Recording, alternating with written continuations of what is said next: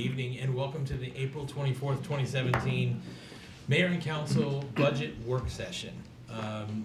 So tonight we're going to hear from all of our departments. We're going to go through the budget one section after another and talk about at least the major changes from the previous year and go over those. But before we do, this is a work session and we do want to have room for public comment because we have such an intense schedule coming up.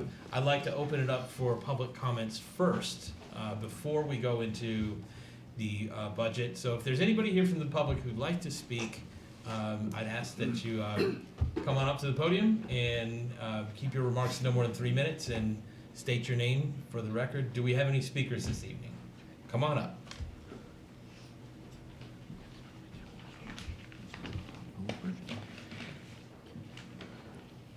Dear Mayor, City Council, staff, members of the Gaithersburg community, my name is Joshua Fisher and I reside at 104 Park Avenue in Gaithersburg. I come before you because I was afforded a while back of participating in a police ride-along with the Gaithersburg police officer Doyle. Some of the highlights of my ride that I noted was I was completely impressed with the use of technology via the touchscreen portable laptops and the license plate readers. The amount of data collected by the use of technology helps with their police reports and statistics. As an experienced officer, Officer Doyle was professional with everyone he came in contact with. The first call we responded to was a vehicle collision on the corner of 355 and Brooks Avenue. The driver of the vehicle who collided into the other vehicle was texting and was driving a rental car. Officer Doyle and I pulled over the vehicle whose Officer Doyle and I pulled over a vehicle whose taillights were out, and Officer Doyle happened to know the driver of the vehicle. Her kids were known in the community and attended Gaithersburg High School. The last call we received during my ride-along was a vehicle suspected of transporting drugs. The car was searched, no drugs were found. I rode for 2.5 hours and was impressed by our Gaithersburg police.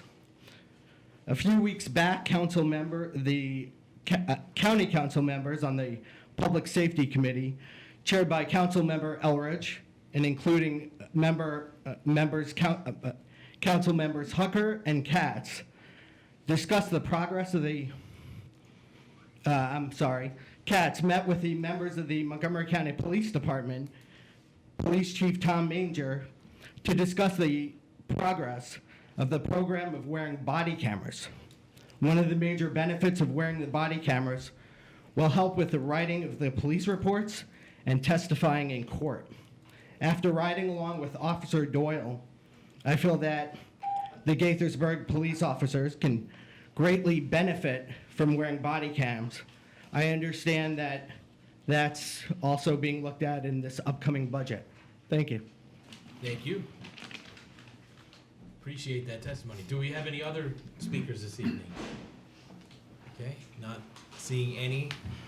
We have introductions on our agenda here, and I'd be glad to go through and have everybody introduce themselves. However, there's a logistical challenge that not everybody will be able to hear it.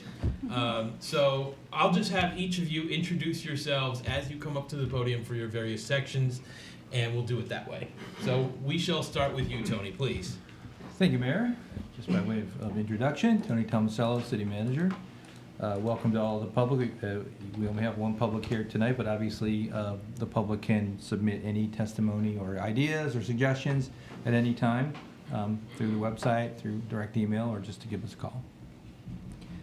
Year over year, we have quite a small increase proposed for FY18 at the moment. I think it's been less than 0.25% in the operating and capital budget, even though we do have a very robust capital expenditure plan. Those will come out of mostly the existing capital escrow funds. As usual this year, we intend to go through the operating budgets one at a time and highlight significant changes, that is, changes in excess of $5,000 in the account, and then open it up to questions after each account. We do have a couple of changes to the usual routine this year. The first will be found in housing. If you recall from the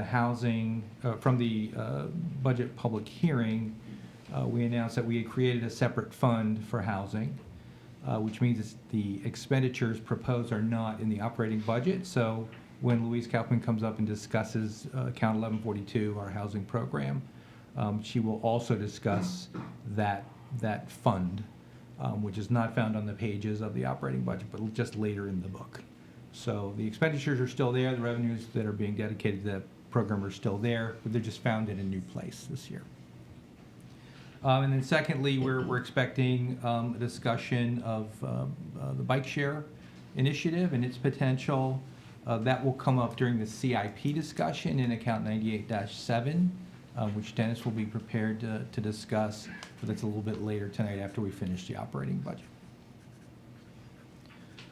Okay, so if we're okay, we can start again with a logistical announcement. This is actually the first year where the pages in your packet actually match the pages in the book, which is like it's like a miracle. And I'm not sure how it happened, but many thanks to the Office of Finance. We get up and we usually say this account starts on page whatever, and people can turn to it and follow along.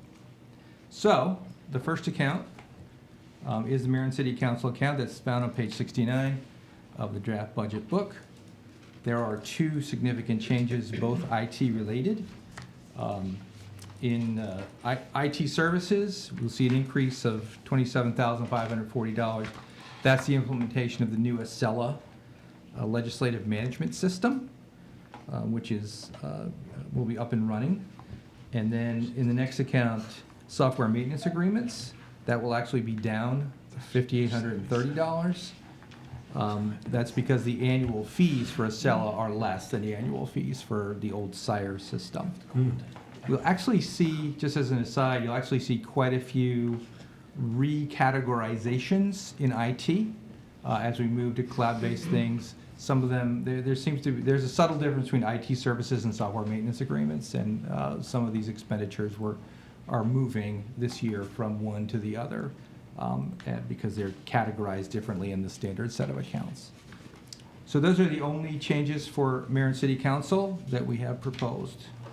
If we have any questions, we'll start with legal. Go right ahead, unless, if anybody has questions, don't Yeah, stand we'll on just ceremony, just jump right in. Can I ask questions on stuff that came before, on the many pages that you've skipped over? Absolutely. All right, so on page 58, there is a section here that I'm curious about, because I thought this had been dealt with in the legislature, that's saying that we have to repay $350,000 a year beginning in FY19. Yes, it's like the fourth bullet on it. Right, did we not get forgiveness, or whatever it is they want to call it? Yeah, the tax We had a forgiveness hand bill in the- did pass did this year. pass. Yeah. Probably right? passed before we went to print on this, and since We this have was. we have a thumbs up and a nodded head Yeah. in the back. Okay. Yeah, that just happened, and this, And they the probably governor- worked on The this. governor's already signed it. Mine was just printed this morning. No, I'm just. It's been signed? Well, once you have to put in the book what you advertised, so that will okay. be one of the subsequent changes.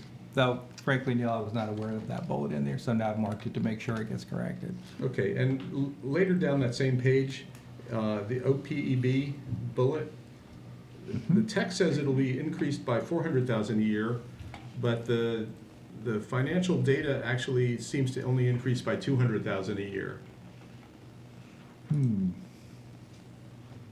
Is there a thumb behind me?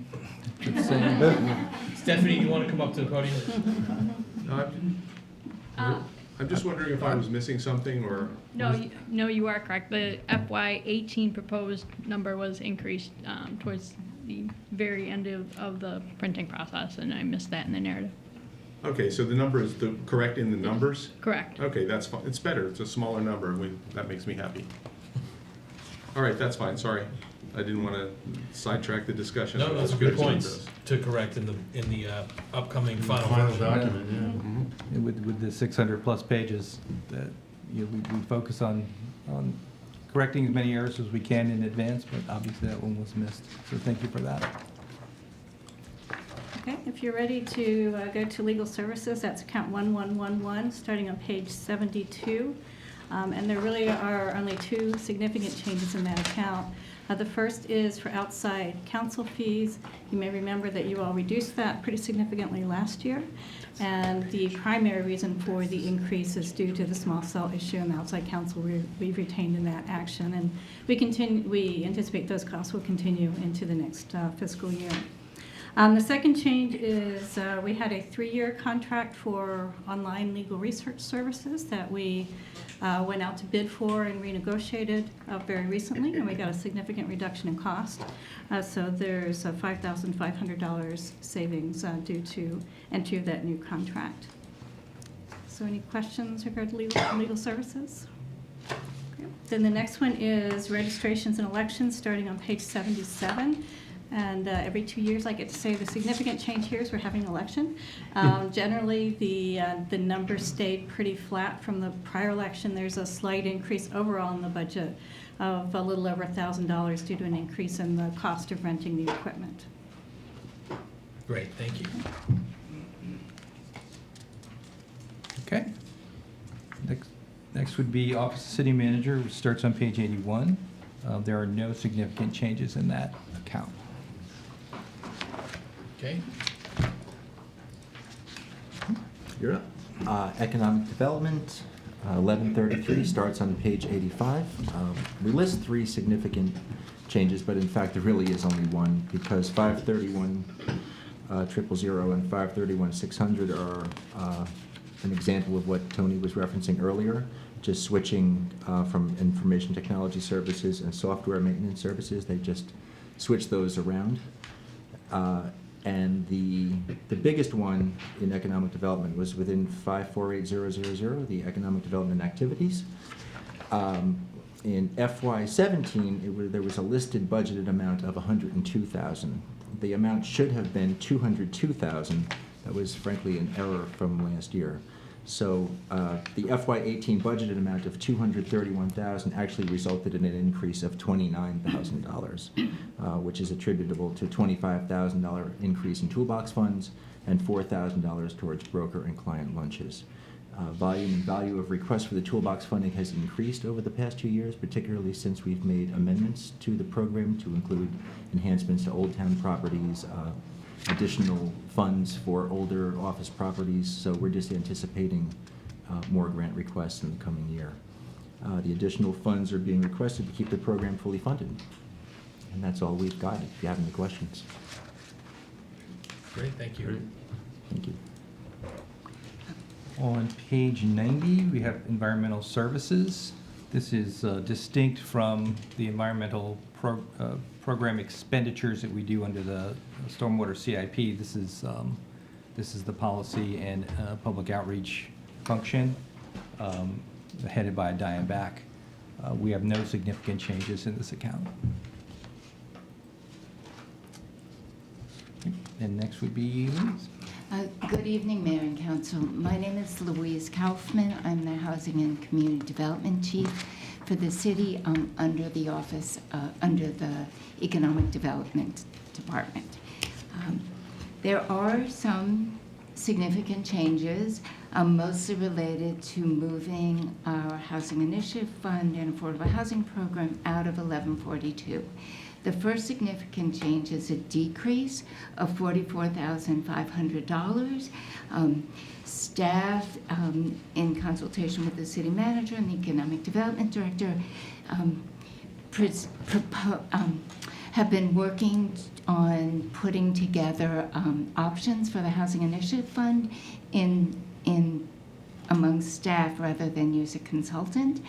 The second and the third, as I said, are decreases primarily because the funds are no longer in 1142, but are now in, and on your page 494, page 494, the City of Gaithersburg Housing Fund FY18 budget. You ready? You're all on that page? It's an instruction. Okay, Got it. on that page. I'm sorry, unless you have questions about 11. No, go ahead. So that just moves everything over. But yeah, okay. So, for the first time, the Housing Fund is in its own budget. The revenues proposed are $220,000 from CDBG, although there has been talk in Congress about either eliminating or significantly reducing CDBG funds. We decided to decrease that allocation only a small amount. Last year, we received $353,000 in CDBG funds, of which $230,000 last year was allocated to the housing programs, and this year $220,000. If in fact we get a smaller award from Congress, we can make adjustments in-house. Montgomery Housing Partnership, as you know, has an obligation to pay a 2% interest based on cash flow. The actual interest payment every year is expected to be $14,720, but because they're delinquent in some of their loans, we boosted that to $15,610 this year because in fact they paid $15,610 in September. So that's the total revenue. In expenditures, as you know, the council approved a short-term rental assistance program for elderly households, so that's $125,000. The new housing project of $875,000 and the GALP loans of $130,000 will be presented to you on May 8th at the work session. And then again, CDBG funds for the GALP loans is $220,000, and the city of Gaithersburg makes a contribution directly to the fund with city funds. That's $224,000. The total expenditures in FY18 that we anticipate is $1,130,000. We would get revenue back from CDBG funds. And then the beginning fund, do you have any questions thus far? No, other than a comment just to say I appreciate that you're prepared if the CDBG number goes down. Yes, That we we've can been- make adjustments in other areas that we get CDBG funds for. Mhm. So, quick question for you. If one of the new housing developments decides to buy their way out of the affordable housing requirement, does that money end up in this fund or somewhere else? In this fund. Okay, that's Yes. what I thought. I didn't see it here, so you're not counting on anything, it's just whatever happens? Again, when we put the budget together, there was no expectation of funds. Okay, that's fair, thanks. And that was one of the benefits of creating a distinct housing fund, is that those funds could go in there without making an intermediate stop in the city's budget. It was dedicated to this one purpose. It goes straight into the fund. Right. Okay. And just to help you understand the beginning fund balance, that is made up of what is remaining in the Housing Initiative Fund, the loan balance from Montgomery Housing Partnership, you know, those $770,000 are coming back to us. The Gaithersburg Homebuyer Assistance Loan Program outstanding loans of about $1.6 million. So as Stephanie said, this probably won't be the final number for the FY18 beginning budget, but this is the working beginning fund balance. Yeah, we're not gonna know about CDBG for quite a long time. Yeah, right. I mean, we're still trying to figure out what the FY17 budget's going to be, so, and there could actually be a hit there in CDBG. Yeah, yeah. As you know, both the National League of Cities and National Association of Counties are both fighting for, fully funding the CDBG. It actually has a major economic impact for every city and county in the United States. So, but President's budget really whacked it. Yeah. Pretty much eliminated it. So it's going to be. I mean, we're in a fortunate circumstance that we might be able to make that up. But, it's good that we're prepared to do that. So, Any other questions? Thank you. Thank you. Thank you.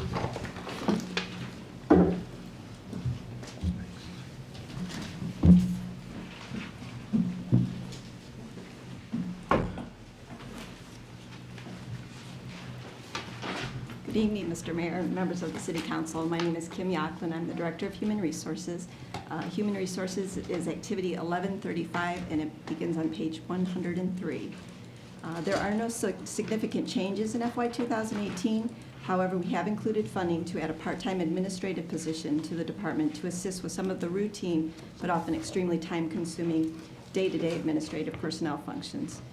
The Human Resources Department has not requested a staffing increase since FY 2009, while our employee population has increased 18% in that 9-year period.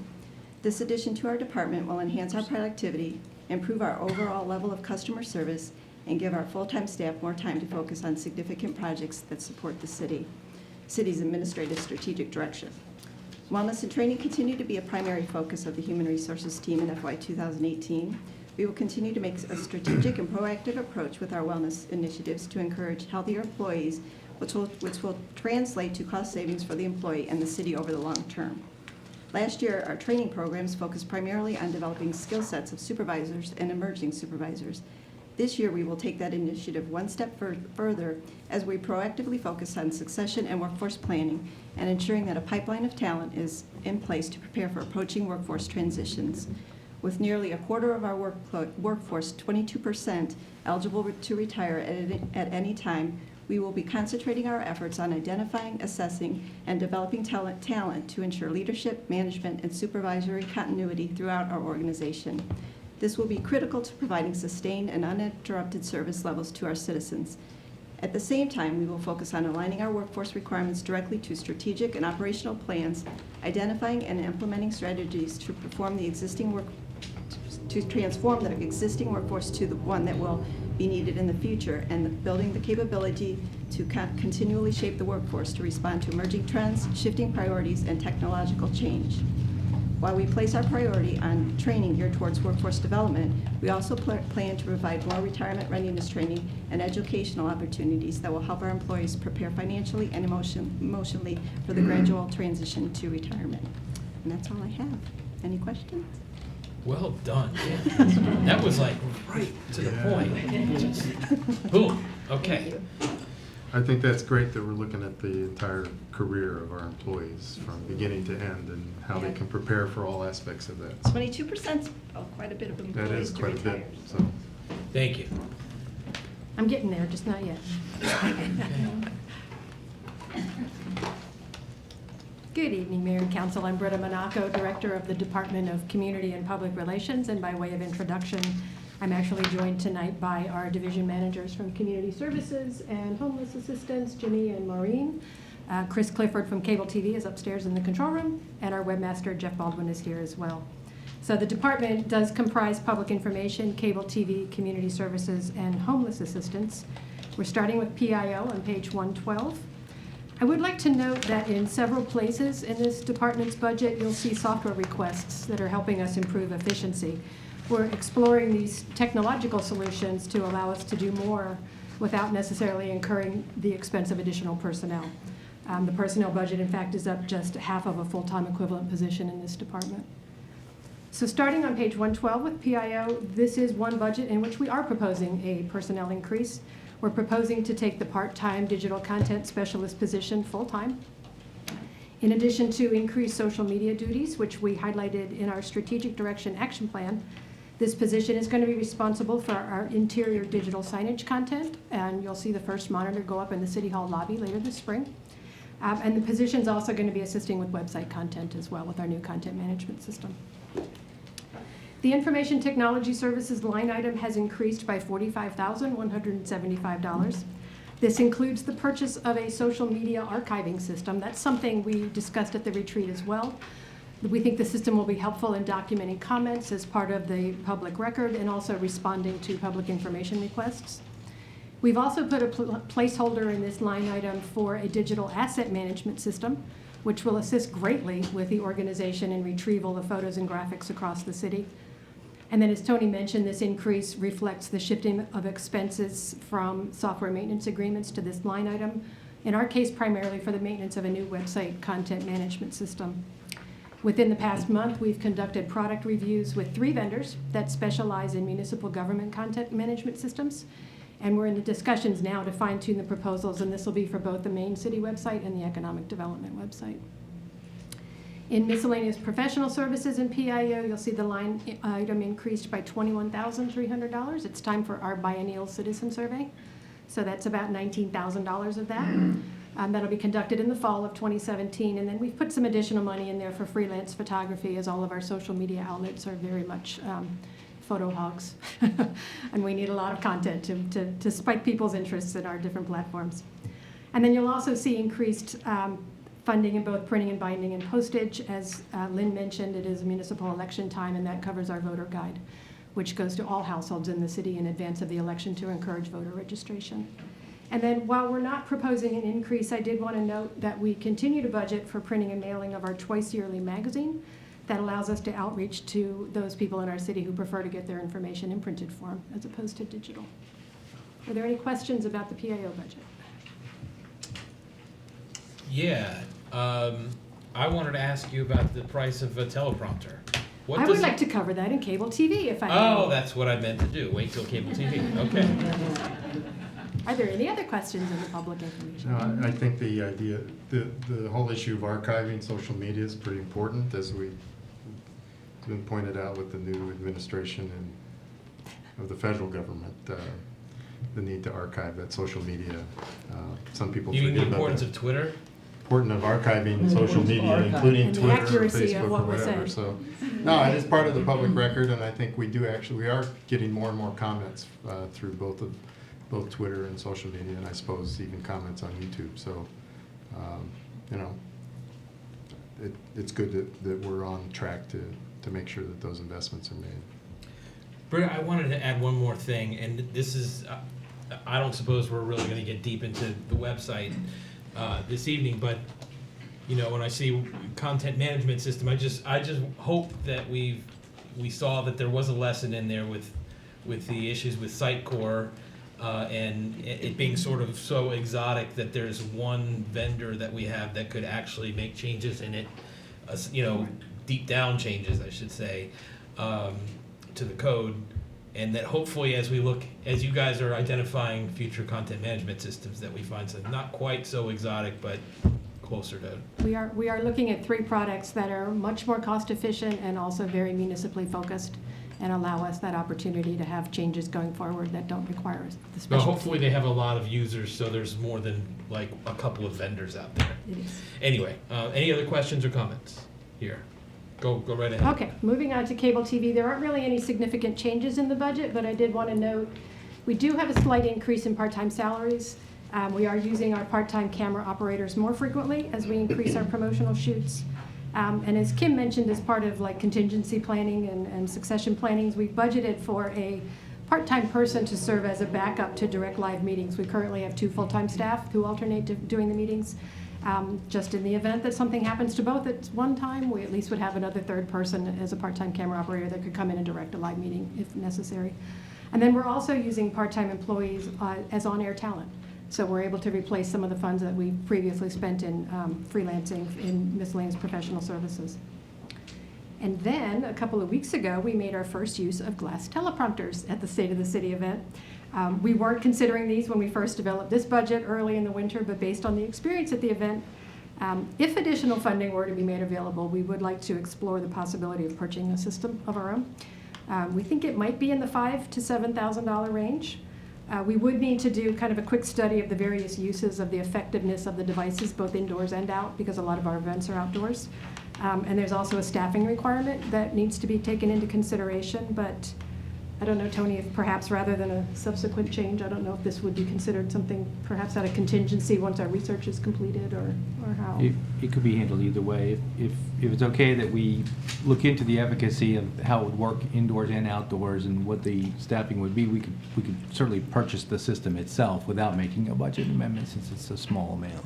Okay, sounds good to me. So we need to add any personnel time? I mean, basically, the stuff that we work with now is on paper, so I guess it's the same writer or writing team, or The any writing one would of not us be that contribute impacted. that stuff, so. It's the actual mechanical It's- operation it's of the the operation teleprompter. of There the actually was teleprompter. someone behind the curtain at the Yeah. State of the City who Right. was scrolling along with the speaker to make sure that they were Okay. keeping pace, so that you need that person. So you do need to At the staff event. this as well, Yep. and not just for the writing, but for Correct.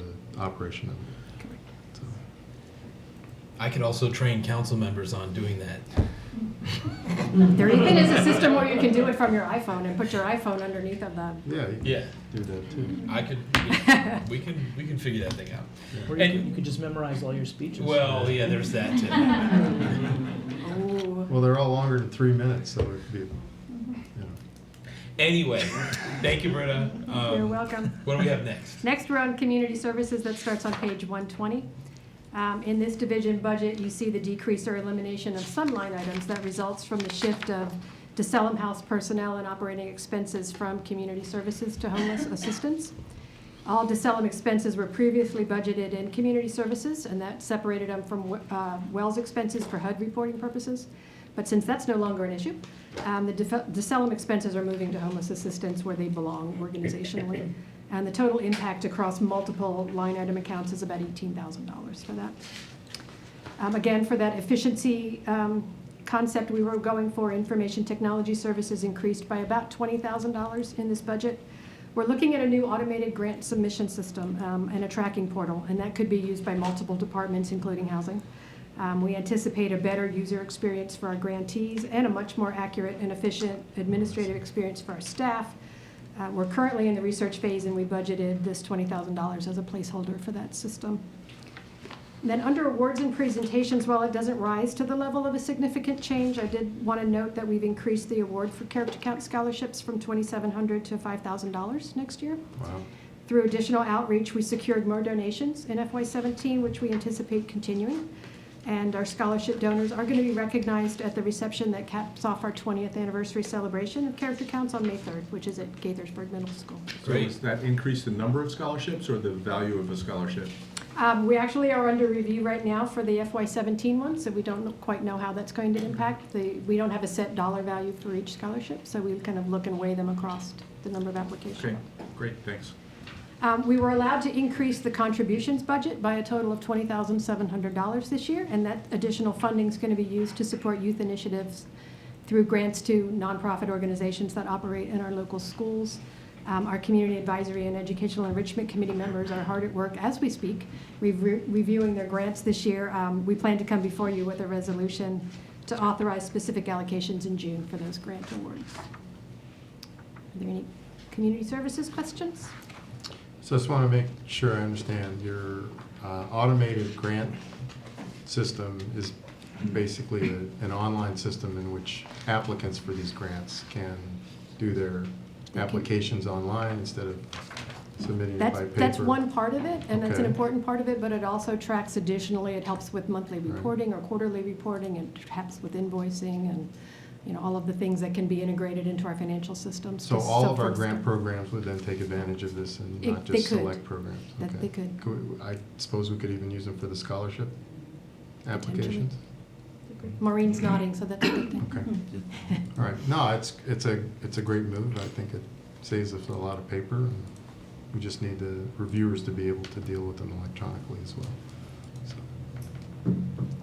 And last, within Community and Public Relations is the Homeless Assistance Budget. That should start on page 125. The Homeless Assistance Division operates Wells and DeSelem. It provides aftercare to graduates and conducts outreach efforts and assistance to those who live on the streets.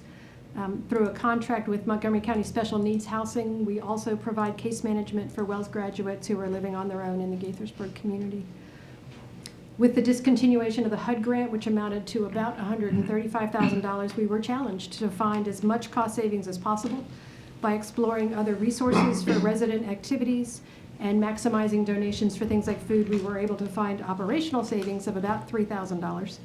And then we were asked to consider additional cuts, and really the only line item that presented itself that didn't directly impact the residents of the house was in miscellaneous professional.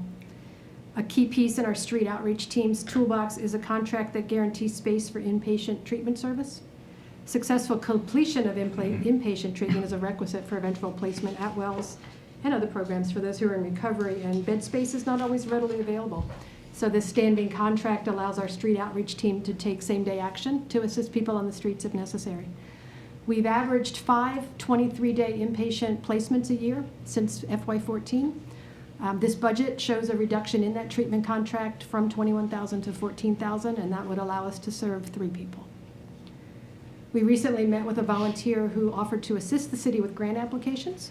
We're using her services to explore both public and private funding opportunities. We actually had our first meeting with her a couple weeks ago, and we're actually meeting with her again tomorrow. And we look forward to updating you on that. And the only other significant change in this budget is the result of an allocation shift from program activities to general operating. Previously, some Wells program supplies were budgeted in program activities. We now move them to general operating and combine them with the operating supplies for DeSellum, so you'll see an increase in that. It's a tough challenge. I definitely look forward to seeing what our grant consultant can do for us there, hopefully. Otherwise, we're gonna have some tough decisions to make. Yeah. No, nothing to add. It's just, yeah. Thank you.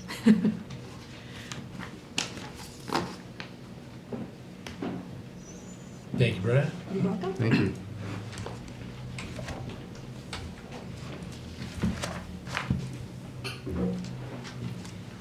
Good evening, I'm Stephanie Walker with the Director of Finance and Administration. The Finance and Administration Department is made up of 3 activities. The first is the General Finance and Administration activity, which can be found on page 134. This budget overall increased 3.3%, and the only significant change is related to software maintenance agreements. That has increased by approximately $12,600. And this is due to us adding some functionality within Kronos. Kronos is our timekeeping system, and we're looking at 2 enhancements to that system. One that will allow for mobile devices to be utilized with that software, and the other is to track our leave time within the Kronos system. If there are any questions related to that activity? Go right ahead. Moving to the 1149, which is our general services activity, that increased by 2.5%, and there were no significant changes. The 1911 non-departmental budget, found on page 122, excuse me, 42. 142, thank you, has decreased by $1,030,000, approximately 4.9%. Some of the significant changes there are the miscellaneous professional services, which decreased by approximately $62,000. This relates to our contract for speed camera revenues. In the past, we had a contract which allowed for a per ticket percentage share with the contractors. We've moved to a flat fee in order to follow the state regulation changes on that. Last year, we had a contract run out, so we had the flat fee in addition to the percentage collections on the prior contract. And that has ended in the current year, so we're now just on a strictly flat fee monthly basis for that administration. Our miscellaneous account has decreased by approximately $96,000 due to the removal of funding for the Economic Development Opportunities Fund. As was mentioned earlier within economic development, that fund is currently adequately funded, and we're moving towards utilizing the Toolbox grant program more for economic development. The account for the non-payroll insurance has increased by $125,000. That's really based on our actual costs for the last 4 years. We're seeing an increase in our premiums primarily related to our claims experience there. And so we've increased that to match our historical cost. The tax abatement expenditure account has increased by approximately $49,000. That's due to a new abatement agreement related to the Johnson annexation. Then our transfers to other funds has decreased by a total of $1.1 million. This account represents our transfers to some of our other funds and is made up of a number of different moving components. The first is the transfer to our CIP fund, which is decreased by just under $2.8 million. And that transfer fluctuates annually depending on what the needs of the projects are. This is offset by some increases in some of the transfers, one for our other post-employment benefit trust, which is increased by $600,000 in this current budget year as we're moving closer to more fully funding what the actuarial cost has been calculated at. We increased the asset replacement fund transfer by approximately $675,000, and that increase is to make up for some underfunding of our vehicle replacement funds in prior years. The housing transfer fund is a new transfer that was established this year as we established that new fund. And then the transfer to our stormwater increased by approximately $156,000 as the city's subsidy was increased to match the rate model, and then some of the other transfers for the city-owned properties and the hardship were increased based on estimated rate increase. Questions? Thank you very much, Stephanie. Move on to information technology.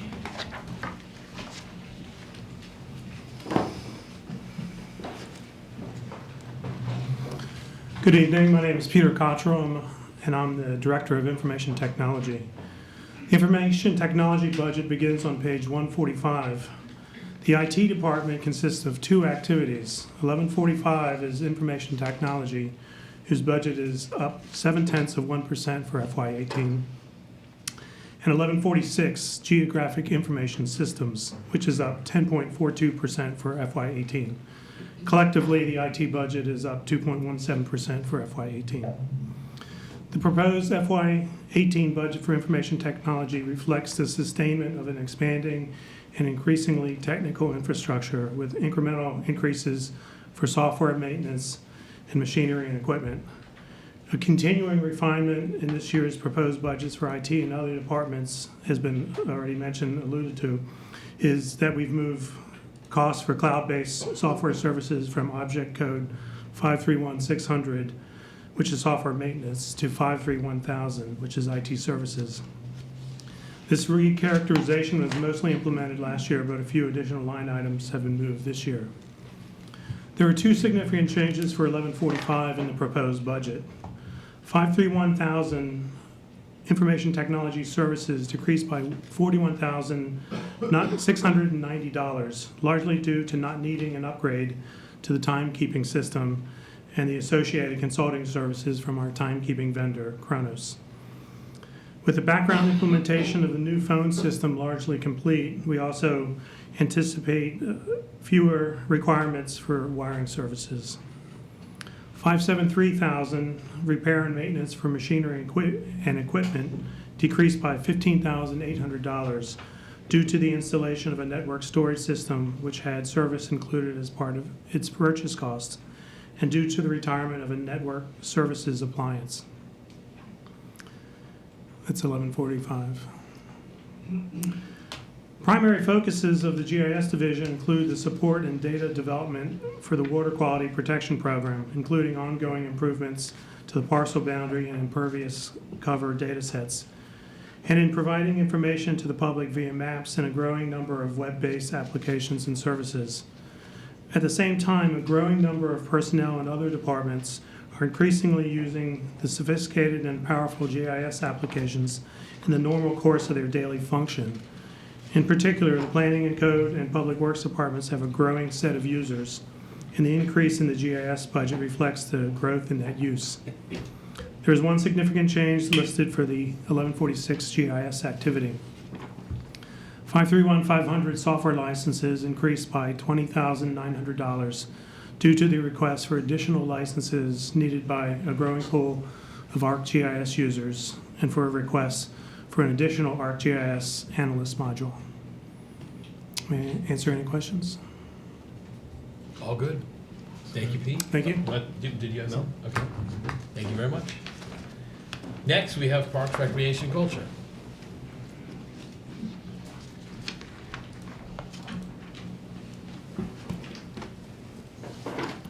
Good evening, Mayor and City Council. I am Michelle Potter. I'm the Director of Parks, Recreation, and Culture. And I'd like to recognize our 4 division chiefs, Terry Lynn Laws, Denise Kaiser, Jim McGuire, and Smitty are also present tonight to answer any questions that you may have. The department budget begins on page 159, covering activities 1411 through 1438. Activity 1411, Parks, Recreation, Administration, begins on page 172. We have begun the process of migrating to a new recreation management system. In doing so, we are moving from a purchase and pay maintenance model to a per transaction fee model. This change provides an opportunity to transcend from a primarily cash basis accounting practice to accrual basis accounting. Line item 530000, accounting and audit, increased $18,000 to reflect anticipated processing and transaction fees associated with the migration to active net recreation management system. Implementation is scheduled for January of 2018. Conversely, 531600 software maintenance agreements decreased $13,570 due to this migration. Our current software class was purchased and we pay an annual maintenance fee. The upcoming retirement of this system eliminates these maintenance fees. And finally, 596,000 vehicle and equipment decreased $40,000 due to the FY17 purchase of a new SUV. Count 1415, Recreation Programs and Sports, begins on page 177. There are no significant changes. In FY18, staff's concentration will be on providing more middle and high school sports in addition to a kindergarten soccer program. 1416 starts, recreation classes starts on page 181. There's one significant change. 522-500 program activities increased $7,000 for the purchase of costumes associated with a biannual recreation class recital. This change is offset by revenue. 1417, the youth services budget, begins on page 185. There are no significant changes. As you heard during the Mayor and City Council retreat, we have initiated a Gaithersburg Youth Ambassadors program that will be in full swing in FY18. Activity 1418, the summer camp budget, begins on page 188. Miscellaneous professional services, which is line item 536,000, decreased $7,000 due to the offering of 2 STEM clinics with part-time staff as opposed to contractors. One will be a CSI clinic teaching the various aspects of forensic investigation, including fingerprint analysis, DNA extraction, crime scene documentation, and the other will be an animate clinic introducing the basics of traditional and computer animation, including storyboarding, setting a scene, textures, and movement. I want to be part of that. Activity 1419, the Youth Center at Robertson Park budget, is located on page 191. There are no significant changes. A tutoring program was instituted this school year, averaging more than 30 participants per day. The average GPA for students is now 3.14, and staff is planning on expanding this program in FY18. 1420, the skate park budget, is located on page 194. Again, no significant changes. The skate park began its 18th season of operation on Friday, April 7th. Funds are budgeted in the FY18 CIP for the evaluation of repurposing the skate park facility. 1421, Casey Community Center, begins on page 196. There are no significant changes. Staff plans on additional programming in FY18 that includes culinary, family, and seasonal events, and 2 additional tot time classes. Staff has seen tremendous interest in this facility regarding rentals following the recent renovations. 1422, the water park, is on page 201. There are no significant changes. As shared at the Mayor and Council retreat, the strategies implemented in 2016 positively enhanced our customers' experiences. 1423, the Arts Barn, is located on page 207. 538,000, performance and entertainment increased by $8,000 due to increases in revenue share earnings on ticketed events. As most of you know, we have a partnership agreement for each performance held at the Arts Barn. Staff has budgeted $15,000 more in city revenue in FY18 based on additional performances. Last year, we were asked about the capacity of performances. Staff has tracked this all year long, and we're pleased to report that we are at 75% of capacity, whereas 65% is the industry standard. FY Can we go back to 1422 for just a second? I had a quick question about the 1422, sure. water park. I don't know if this falls into capital or operating, but someone was asking me just recently about chairs and tables at the water park and what their life cycle is and whether they're up for replacement anytime soon. Yes, we are getting new lounge chairs. They are, the contract and all of that is signed, and they're in production, and they're coming our way for the season. Great, so that's already part of this fiscal year. Yes, it is. Great, thanks. Yeah. Is that, We're fast. Yeah. is that covered by operating or CIP? I think that was. I was thinking that too. What was that's the other part of the question. Which budget is that in? Which budget is it in? It's- Operating or CIP? FY17, Pretty sure that. I'm gonna ask Jim McGuire to It was in confirm. our replacement fund. In the replacement fund. Okay. So that is So, now part of operating. Part of operating. Not anymore. Not anymore. It was It's now operating. dedicated We've made a asset change. replacement fund, so. Oh, okay. it's taken from funds that were in escrow for this purpose. Okay, Great, Got it. great. that makes sense. Yeah. Okay. Can I, another quick question. Sure. 1420 skate park? Yes. You mentioned repurposing the skate park. Correct. So we made it free. I assume it's still being utilized at a good rate, but we're talking about repurposing, so. Right. Overall attendance and the trend has decreased over the years. In FY16, our numbers were up a little, but not like they were in the past whatsoever, and staff continues to make strides. We have lessons, skateboarding lessons that start coming next weekend. They're trying everything they can, but it is prime real estate, and there could be other opportunities there, whereas we have the free skate spots that are across the city then. So Well, we only have we're two of just those. evaluating it. Yeah, we only have 2 skate spots, but I was wondering if, I guess in talking about repurposing it, is the county realizing or seeing the same kind of trends in their facilities? They are, and most notably, City of Rockville. They made theirs free. They're adjacent to us, then we went free. We're seeing the same trend across Okay. the board. Interesting, because Yeah. I know you see, because we drive Oh, by the the same skate spot all the the time. skates.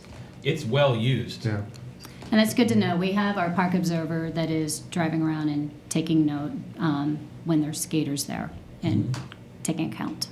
yeah. So, certainly we should consider where else to put another one or 2, but, Right. but And it we is can't- interesting to hear about the skate park status and what's going on there. Right, and we can take elements from the existing skate park and put those in parks throughout the city, so there is an element. Okay.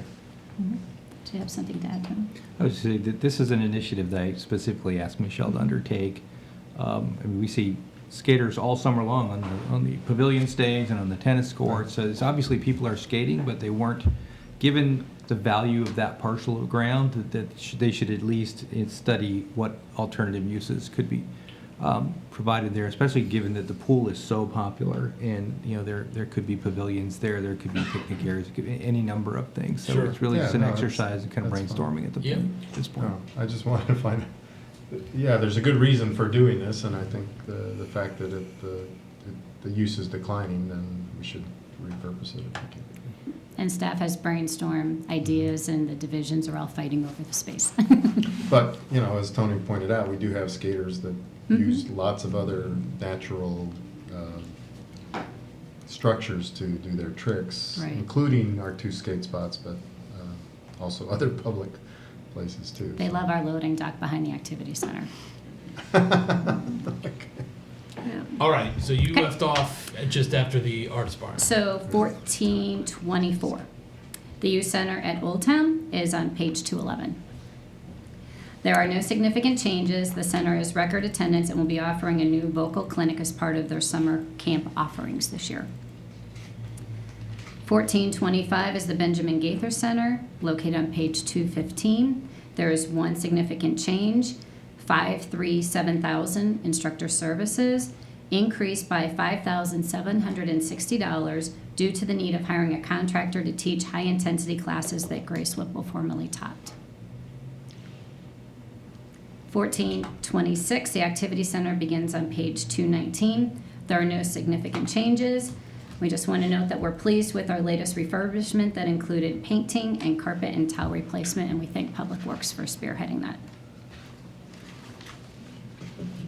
1427, the Aquatic Center is located on page 223. One significant change, 595,000. Furniture and fixtures decreased $29,000 following the purchase of 2 new diving board stands and boards this fiscal year. 1428, miniature golf is located on 227. This has no significant changes. We are in the final days of our major renovation for the expansion of the Caddy Shack. The city did receive a $150,000 bond bill for this initiative. A celebratory weekend is planned for May 13th and 14th, which will include contests, prizes, games, and entertainment. 1429, Picnic Pavilions is located on page 230. This also has no significant changes. Our weekend time slots are typically booked early and reserved to capacity. It's going very well.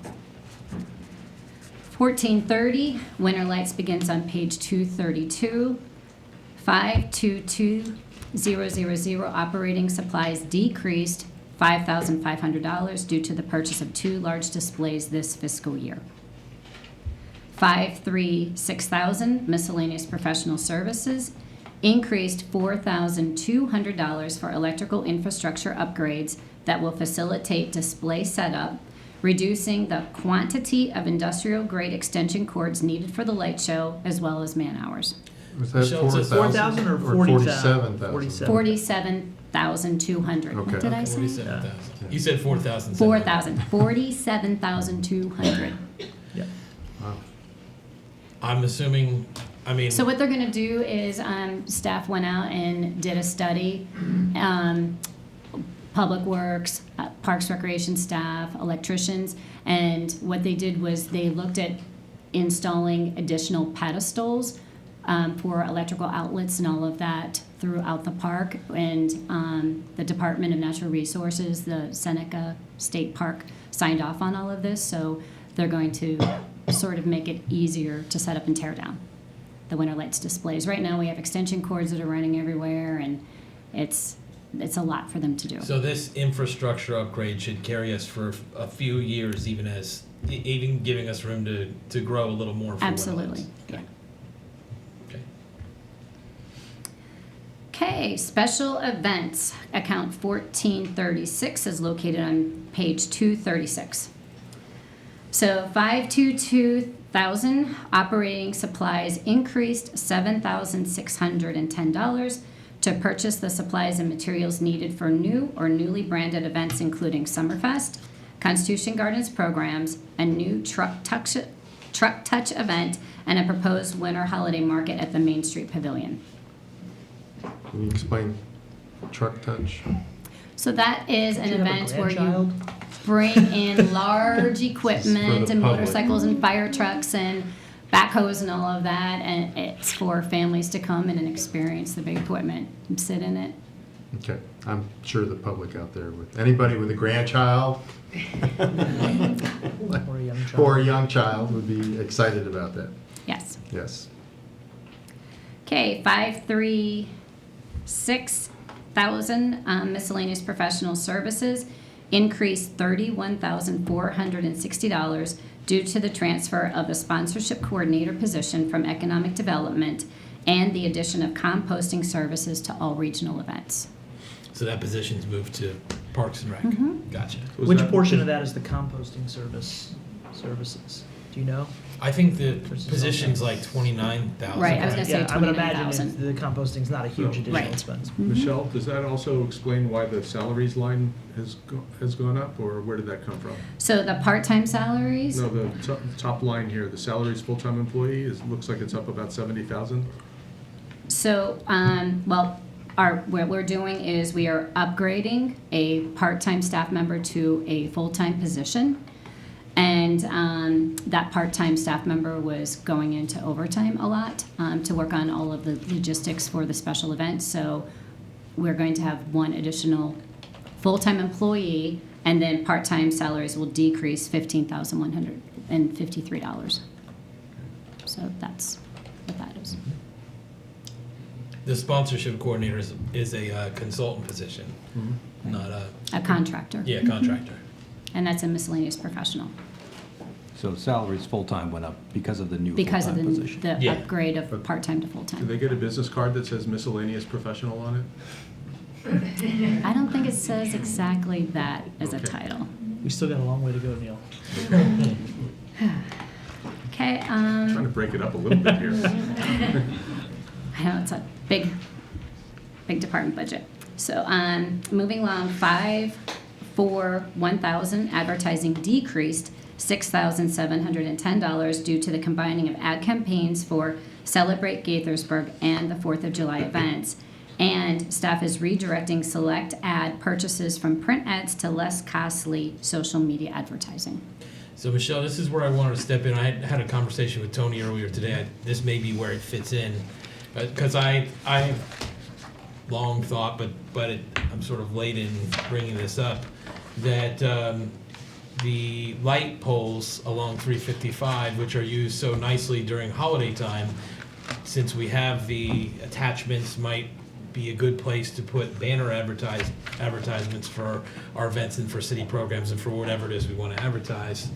I was hoping we would take a look at this item and maybe put a little placeholder for banners if we figure out that it's a cost-effective thing to do.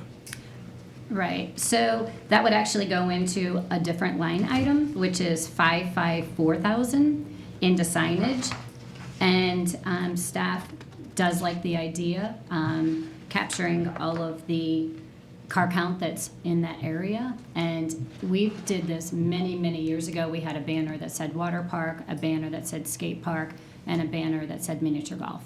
So we would like to go ahead and go back to that, and we'd like to go ahead and add an additional $2,000 to that line item, if the mayor and council are okay with that.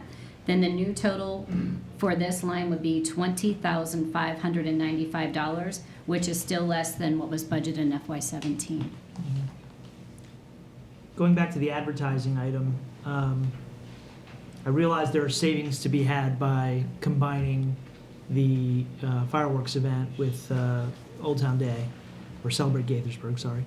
But at the same time, this will be our first time doing it in a new way, so I would assume there will also be a need to increase advertising so that the public knows that we're doing it in a new format and when it will be and what it will include. So these numbers account for the reduction by combining the events, but also an increase, at least in the first year that we're doing it the new way? Denise Kaiser and her staff has been working with Britta in public information in regards to Okay. the event. And this fiscal year, being that the event's July 1st, there is money budgeted in FY17 for the okay. first year. Right. Fair So, point. So this will actually be for the this- second year? This will be for the Right. second year, Right. Fair point. when we're gonna have a massive crowd and they're all gonna know about it and have some good retention for the second year. Great, thank you. Okay, and then the final line item for this activity is 7,000 rental and use is increasing $9,490 to support the rental equipment needed to hold the fireworks displays at Boer Park, primarily the fencing and the light towers. So last year it wasn't budgeted, we used contingency, this year we budgeted for it. Did we get nods on the $2,000 for the signs? Is that? Good. Okay. Yeah, I thank you. think I'm okay with it. Yeah. Thank you. Okay, 1437, the museum budgets begin on page 240. There are no significant changes. A few months ago, the museum was awarded one of 250 free Explore Science, Earth, and Space toolkits from the National STEM Education Network in collaboration with NASA. And in FY18, the toolkits will be used for the Latitude Observatory and museum programs. In addition, new programming at Constitution Gardens will begin this summer with a series of 3 monthly events for children called Books Alive in the Garden. And finally, Activity 1438, the Kentlands Mansion budget is located on page 245.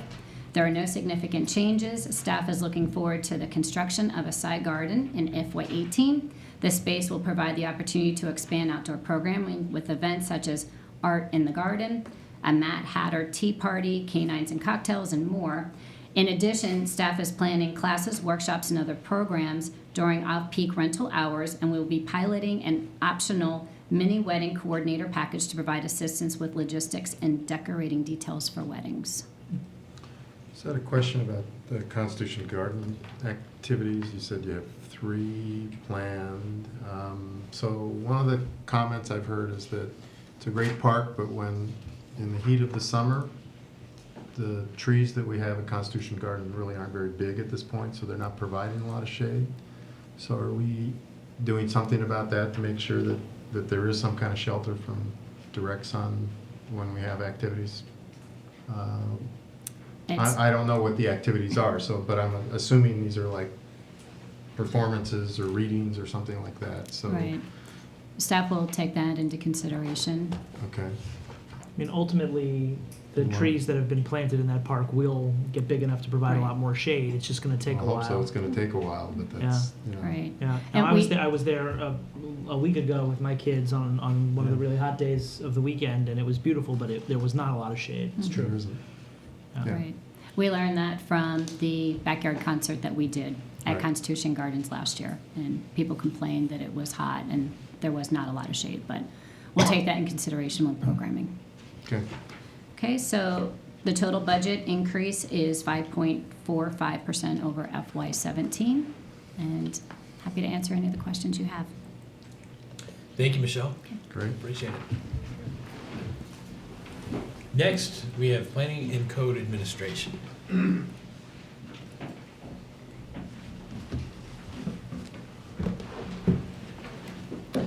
Good evening, Mayor and Council. I am John Schlichting, the Director of Planning and Code Administration. The Planning and Code Administration budget begins on page 249 with significant changes starting on page 251, and the summary budget is on page 253. The FY18 proposed departmental budget is up a modest 1.7% from FY17, with no new additional full-time employees proposed. Activity 1192, administration, is up 4% primarily due to a slight increase in part-time hours and additional postage for the expanded Council and Communities program. Activity 1194, planning, is up 6% due primarily to promotions of existing employees and the one significant change of a $17,000 increase to the engineering and architectural budget to provide funds for historical evaluation services. Activity 1196, permits and inspections, is shown as down 1% despite the significant change of $34,000 for an additional site inspection vehicle. Activity 1197, neighborhood services, is down about 2% due to 3 significant changes decreasing the budgets for abatement services, vehicles and equipment, and miscellaneous professional services. Activity 1198, animal control, is up 4%, primarily due to scheduled salary increases. The staffing for each activity is charted on pages 254 and 255. The chart does still include both Activity 1134, Environmental Services, and 1142, Housing, but both divisions have moved out of Planning and Code, with 1134 split between Public Works and the City Manager's Office, and housing has moved to the city manager's office, although they are now physically housed within the newly renovated planning division. I stated earlier that we are proposing no new full-time employees in the department, although it would appear that we are adding one to 1194. This is because the community planning manager was promoted to division chief mid-year 17, and we had enough budget to replace the community planning manager with 2 new junior planners, in addition to the new planners that were already scheduled, the transportation planner and the environmental planner, we have already had the budget for. The division has been right-sized for the volume of activity we're seeing in our growing city. That concludes my remarks, and I will be happy to answer questions. John, thank you very much. Thank you. Next, we have police.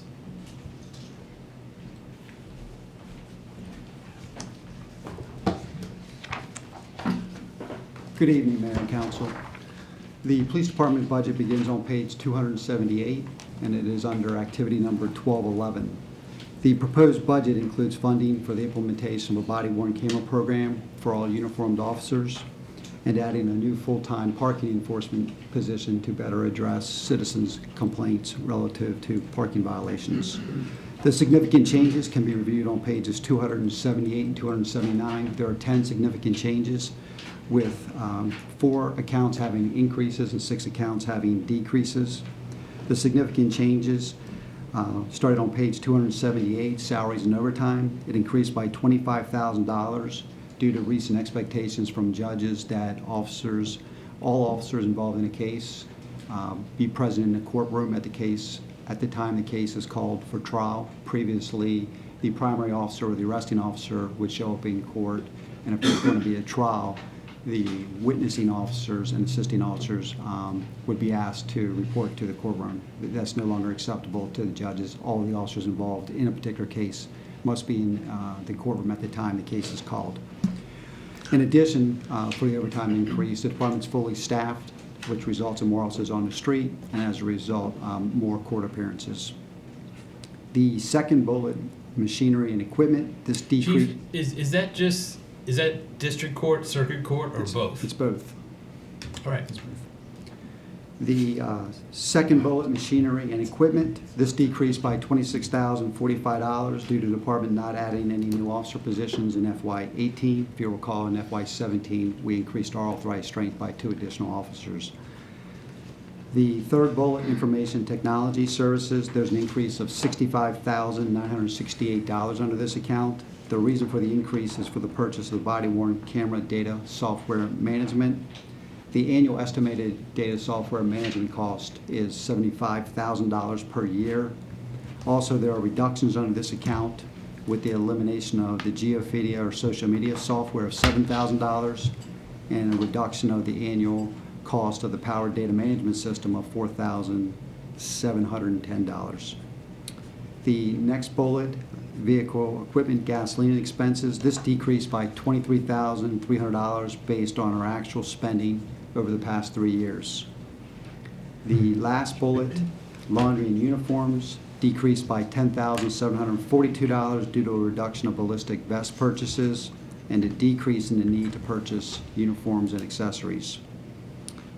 Switching, if you would switch to the next, change to the next page, the first bullet on page 279, rental and use charges. This increased by $7,520 due to the transfer of an officer from patrol to the street crimes unit, which requires the leasing of an additional covert vehicle to meet our operational needs. The next bullet, forfeiture expenditures. This account decreased by $5,000 to reflect the actual spending in prior years. The third bullet, repair and maintenance for machinery and equipment, increased by $20,880 due to a required 5th-year service maintenance for the department's mobile digital computers. The fourth bullet, repair and maintenance for vehicles, this decreased by $18,325 due to a decrease in the projected maintenance cost of our vehicles. And then the last bullet on that page, vehicles and equipment, decreased by $186,300 because in FY17 the department purchased 4 new vehicles to add to the fleet and 2 additional vehicles for the increase in the authorized officer positions. Since the department is not adding any new officer positions in FY18, the funding was reduced. On page 280, the pie chart entitled FY18 Proposed by Object shows that the personnel costs comprise 91% of the department's budget, with operating expenses accounting for the remaining 9%. And at the bottom of that page, the proposed budget of $8,989,537 is a 1.47% or $134,388 decrease in the FY18 budget compared to the FY17 adopted budget. I'll be happy to answer any questions. It's nice to have one of them decrease here. That's good. That's almost 2%, right? No. The overall budget, when you average them all out. Chief, I just had a question about the IT elements of the force. Is that all maintained separate, and that includes the laptops, mobile, and the mobile data computers, basically? Is that separate from the rest of the IT function of the city? Those maintained separately in a separate account, or they're still maintained by IT? They're still maintained by our IT department. Okay. We also have an information technology support manager in-house that we created that position last year, and she helps on a day-to-day troubleshoot the technology, and as well as to just assist officers with passwords and resetting passwords there before we call over to IT. But all of our IT systems are overseen by our own IT department. So, and that includes the, basically what's going to be a big challenge is the camera data. Our IT department is going to assist with the setup there, the infrastructure there at the current station, and when we move to the new station. But the information technology support manager will also serve as our body-worn camera program manager. Okay. Great. So, quickly, with body-worn cameras, I don't want to sidetrack the discussion today, but I would love to get an update at some point on where things are going with that, since we talked about it last year. What the plans are, what the policies are going to be in the near term, and so forth. We have a draft policy now for the body-worn camera program as far as where it's going to be worn, when it'll be turned on and off, how we're going to disseminate data in furtherance of Public Information Act requests, how we're going to share data with allied agencies to include the Montgomery County Police when both agencies have officers on the scene of an incident, how we're going to exchange information for prosecutorial purposes, as well as complaints that come in, so we can share that information, because on major incidents, more times than not, officers from both agencies are going to be on the scene, so we're going to have to share that data. I've already been in contact with the 6D commander. We have a plan to work that out. So we'll be able to share the data as well as to disseminate it in furtherance of Public Information Act requests. And then with exceptions, there'll be certain exceptions in there too, where body-worn camera footage may not be able to release, especially if it's evidence in a crime pending the case going to trial, prior to the case going to trial. Great, thank you. We're going to move on to Public Works.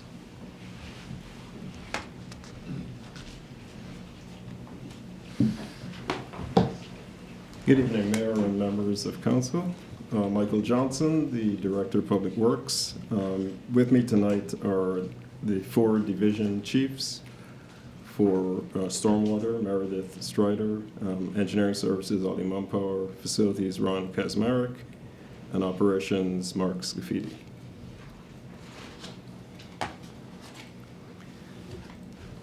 The Public Works proposed budget for fiscal year 18 has a proposed increase of a little over 5%, 5.04% over fiscal year 17. We are proposing to add 1 full-time equivalent position to the staffing over fiscal year 17.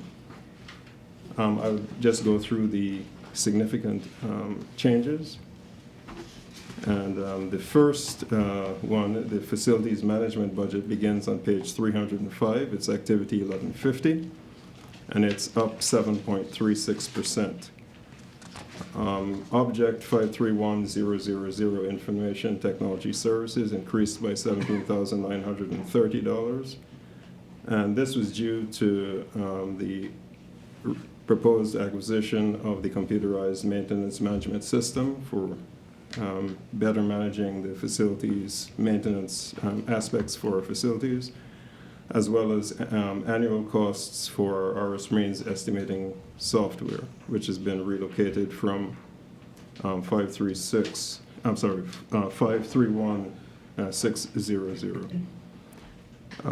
536,400 contract cleaning services that decreased by $6,000 due to the reduction in special cleaning allotment and reallocation of funds. 536,400 contract maintenance services increased by $6,054 due to planned generator maintenance. And 572,000 repair and maintenance increased by $20,000 due to a cost to perform repairs at 50 DeSalem, Wells Robertson House, as well as to perform a pavement condition index assessment of facility parking lots. We're mirroring the same process that we did recently completed for the streets for our parking lots, because they're pavements as well. Any questions on that? Yep, okay. The next significant change was Buildings and Grounds City Hall budget, and that begins on page 309. It's activity number 1151, and it's down 10.52% for fiscal year 18. It has one significant change, that's 551000. That's the telephone landline, and that decreased by 21,100 due to the implementation of the new phone system. The Buildings and Grounds Public Service Facility, which is the Public Works building, budget begins on page 313. It's activity 1153, and it's down 15.91% for fiscal year 18. Object 522000, general operating supplies, decreased by $5,000 because general operating supplies were relocated to 572000, repair and maintenance. 536,400, contract maintenance services, increased by $9,813 due to the realignment of funds for the yearly fuel tank polishing contract and backflow inspection contract, as well as fire protection system maintenance contracts. 551,000, telephone landline, decreased by $5,040 due to reduced telephone landlines as part of the migration to the new telephone infrastructure. And 572,000, repair and maintenance, decreased by $50,500 as $80,000 was budgeted in fiscal year 17 for sand filter maintenance, $25,000 for salt building repairs, and $25,000 for the replacement of the main public works gate. These will be offset in fiscal year 18 by the proposed boiler replacement with a cost of about estimated cost of $65,000. Buildings and Grounds, the train station freight house budget begins on page 315. It's activity 1155, and it's up by 46.25% for fiscal year 18. It has one significant change, 57200, repair and maintenance.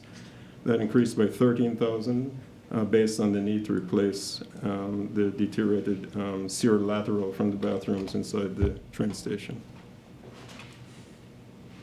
Buildings and Grounds Kentland's Mansion budget begins on page 317. It's activity 1158, and it's up 52.5% for fiscal year 18. It has one significant change. Object 572000, repair and maintenance, increased by $31,000 due to the replacement of the green exterior canopy for $18,000 and chimney brick repointing for $17,000. Wow. Those are the main items. There were a few other minor ones, but those are the two big ones. Buildings and Grounds Benjamin Gaither Center budget begins on page 319. It's activity number 1159. It's down by 28.01% for fiscal year 18. Significant changes begin with Object 536400, contract maintenance services, that increased by $11,244. This was due to the city's portion of the cost for the lawn care services that were part of the recently signed MOU with the building owner, as well as an increase in the fire protection maintenance service contract. 572,000, repair and maintenance, and that decreased by $47,000 due to the completion of the one-time paving project and paving and restriping of the parking lot at the center. The city's portion of that was $50,000. Buildings and Grounds, KC Community Center budget begins on page 321. It's activity number 1160, and it's up by 4.34% for fiscal year 18. It has one significant change, 572,000, repair and maintenance, and that increased by $10,800 based on the proposed cost to convert the interior lights and the parking lot lights to LED from, incandescents to LEDs. Michael, are we doing that are we looking to do that at all of our facilities? Is that, what's going on with that effort? I mean, it's a good thing, I support it, but just curious. It's, yes, we have several facilities in which we are proposing to do that in an effort to, accrue the savings from having LEDs. Okay. Buildings and Grounds, the next item is a Buildings and Grounds Old Town Pavilion budget, and that begins on page 323. It's activity number 1161, and it's up by 189.12% for fiscal year 18. The significant change is in object 572,000, repair and maintenance, and that increased by $8,500 based on a proposed cost to convert the pavilion lights to LED again, to garner savings. So what kind of savings are we going to realize? How long, if we amortize that savings, how long does it take to pay for these Let me ask Ron, did you do an ROI for the... Ron, if you're going to answer that, come up here. I mean, we've all been talking about this for a long time, and we expect this. We expect that we'll realize some savings.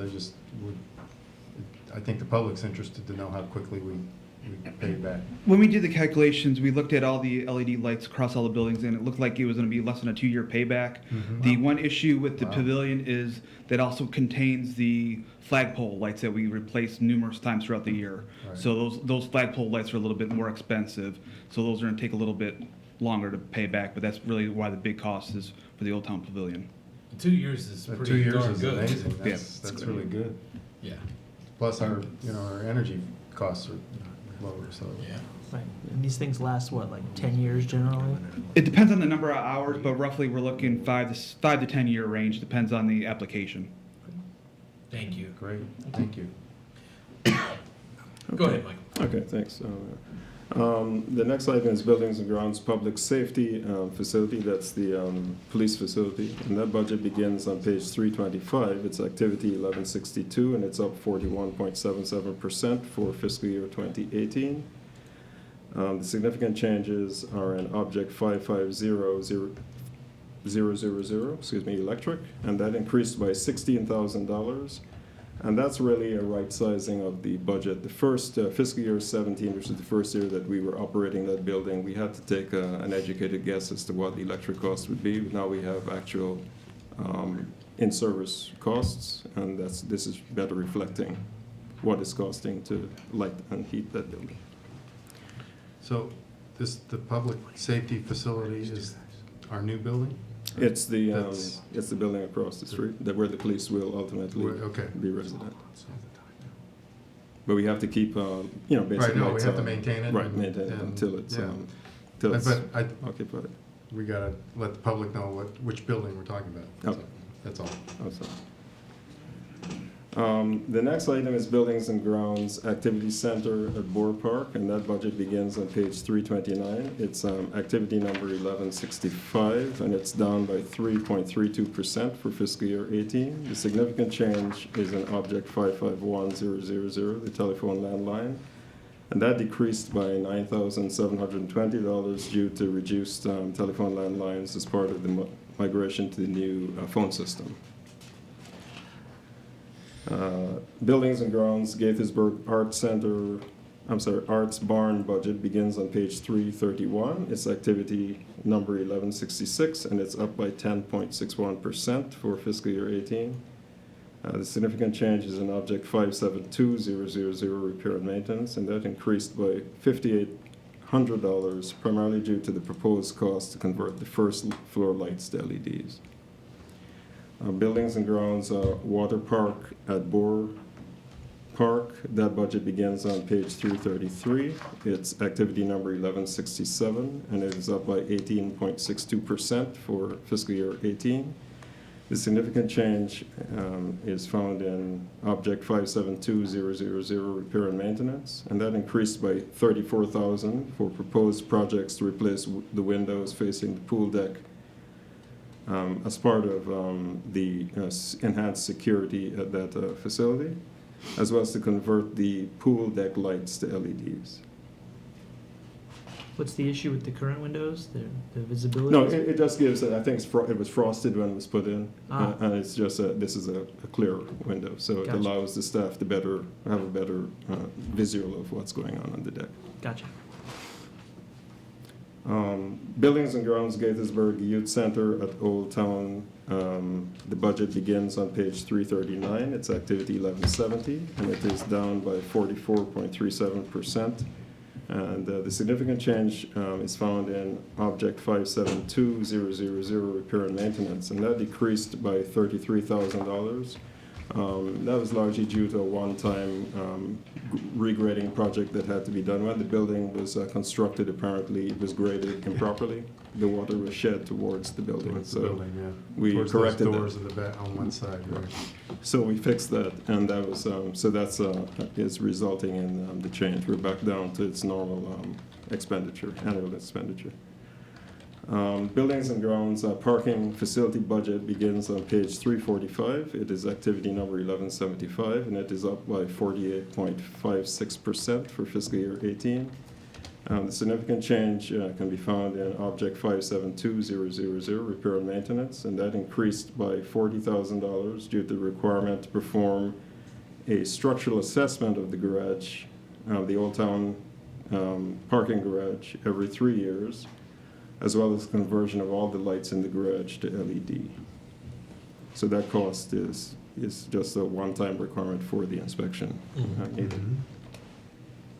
The Public Works Administration budget begins on page 347. It is activity 1311, and it is up by 5.52% for fiscal year 18. The significant change can be found in object 546000, conference and seminar registration. That object increased by $11,500 due to anticipated training required for the new career path initiative that the department has just completed. Beginning in September of last year, a committee formed by Public Works, from the Public Works divisions, was convened to basically take a look at the career path options available for line staff, which were felt to be somewhat limited. And we were able to, through a collaborative process with the city manager's office, HR, finance, and Public Works management, to sort of entirely revamp that process to make it more transparent for staff and to give them better opportunities to sort of manage their careers with the city. And that cost will cover the training that's inherent in that process as we move to a skill-based basis for promotion. The streets and special projects budget begins on page 352. It's activity number 1312, and it's up by 4.06% for fiscal year 18. The significant changes can be found in object 552500, vehicle and equipment, gasoline expense, and that was decreased by $9,570, and that actually has been brought down to reflect the number of gallons used for fiscal year 16. As we had historically sort of built in larger figures to account for fluctuations in prices, but gas prices have been fairly stable, so it was felt that this was a pretty prudent thing to do. The other item was 596000, vehicles and equipment, and that increased by $7,300 for the purchase of a new utility trailer and grinder to remove trip hazards in concrete sidewalks where the trees have lifted slabs. The landscape and forestry budget begins on page 358. It's activity number 1341, and it's up by 4.05% for fiscal year 18. The significant change can be found in 552-500, vehicle and equipment gasoline expense, and that decreased by $5,400, and that, again, was adjusted to reflect or to be to closely mirror the numbers of gas, the number of gallons of gas used in fiscal year 16. The city stormwater management budget begins on page 362. It's activity number 1342, and this is a new activity for fiscal year 18, as the stormwater division was a new addition to the department in 17. It had two significant changes. Object 5220000, general operating supplies, that increased by $10,450 because of the pollution, to purchase pollution prevention supplies, as well as 536-400 contract maintenance services, that increased by $45,000 for sand filter maintenance. The parks maintenance budget begins on page 364. It is activity 1343, and it is down by 0.16% for fiscal year 18. The significant changes can be found in objects 536400, contract maintenance services, that increased by $13,200 for pest services, pond maintenance, and turf care at city ball fields. And 596000, vehicles and equipment, that decreased by $99,500 due to difference in purchases of equipment. In fiscal year 17, we bought a trackless unit. We bought trackless units, as well as for fiscal year 18, we're proposing to purchase a ball field machine, a tow-behind mower, a sod cutter, a blower for the tractor, and top dresser for fields. And the difference between those purchases comprise the $99,500 figure. The mowing and special pickups budget begins on page 369. It is activity number 1344, and it is up by 8.87% for fiscal year 18. The significant changes can be found in 552-500, vehicle and equipment gasoline expense, that decreased by $21,900 to reflect the number of gallons of gasoline previously used, and 596000, vehicle and equipment, and that increased by $121,054, and that's to cover the purchase of a new boom truck and 2 trailers, a crew cab pickup, a 36-inch walk-behind mower, and a 16-inch dump trailer for metal items for the bulk pickup, the bulk pickup operation. Compared to fiscal year 17, in fiscal year 17, we purchased 1 single-axle dump truck for $150,000. And the difference is the $121,054.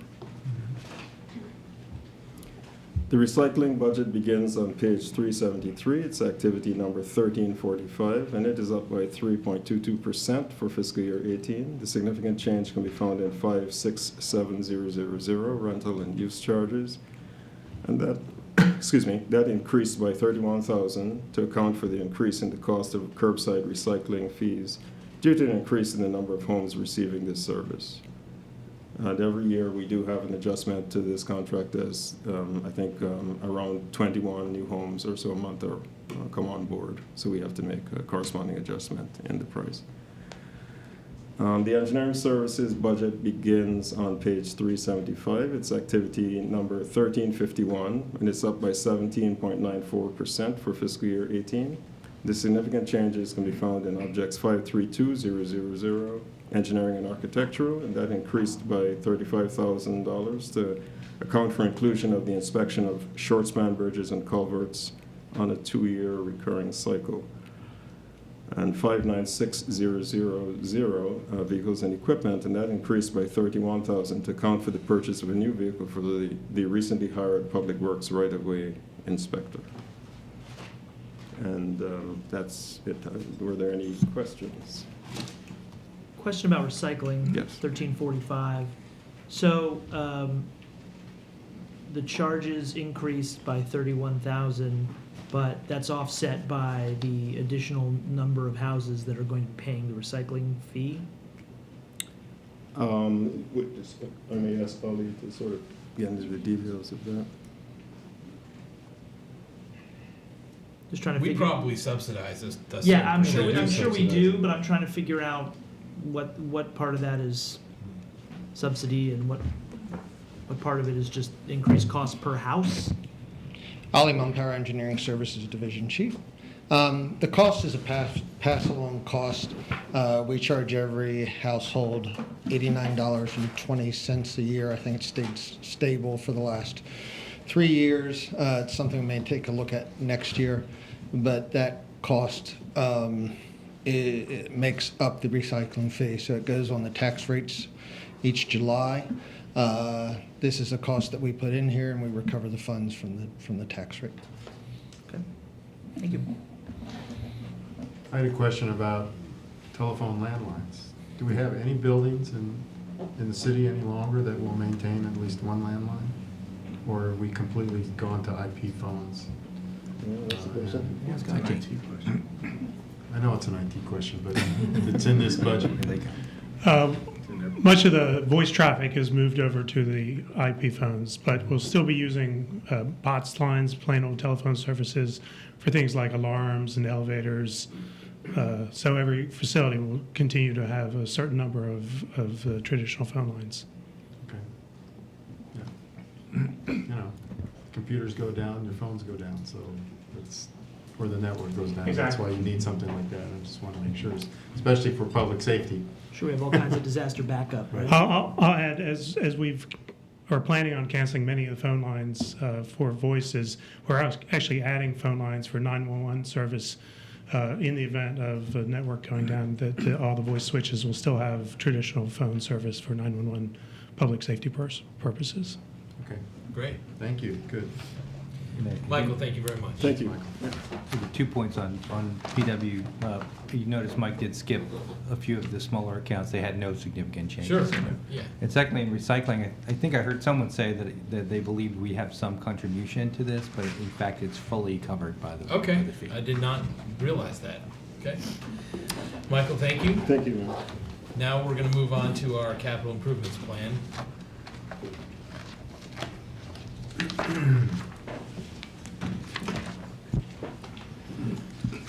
Good evening, Mayor and City Council members. For the members of the public who aren't familiar with me, I'm Dennis Enslinger. I'm the Deputy City Manager.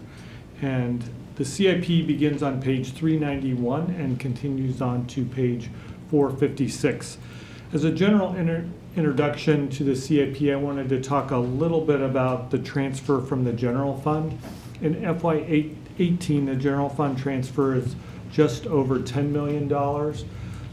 In terms of allocation of the transfer dollars into various CIP accounts, I wanted to kind of point out that we have made an emphasis on increasing the transfer allocation in 3 particular CIP funds. The first of those is 72-2, which is the Public Works Facility. In the past, we have typically allocated somewhere between $300,000 and $500,000 a year in revenue or allocation of the transfer to that fund, typically for one-time projects and some general maintenance.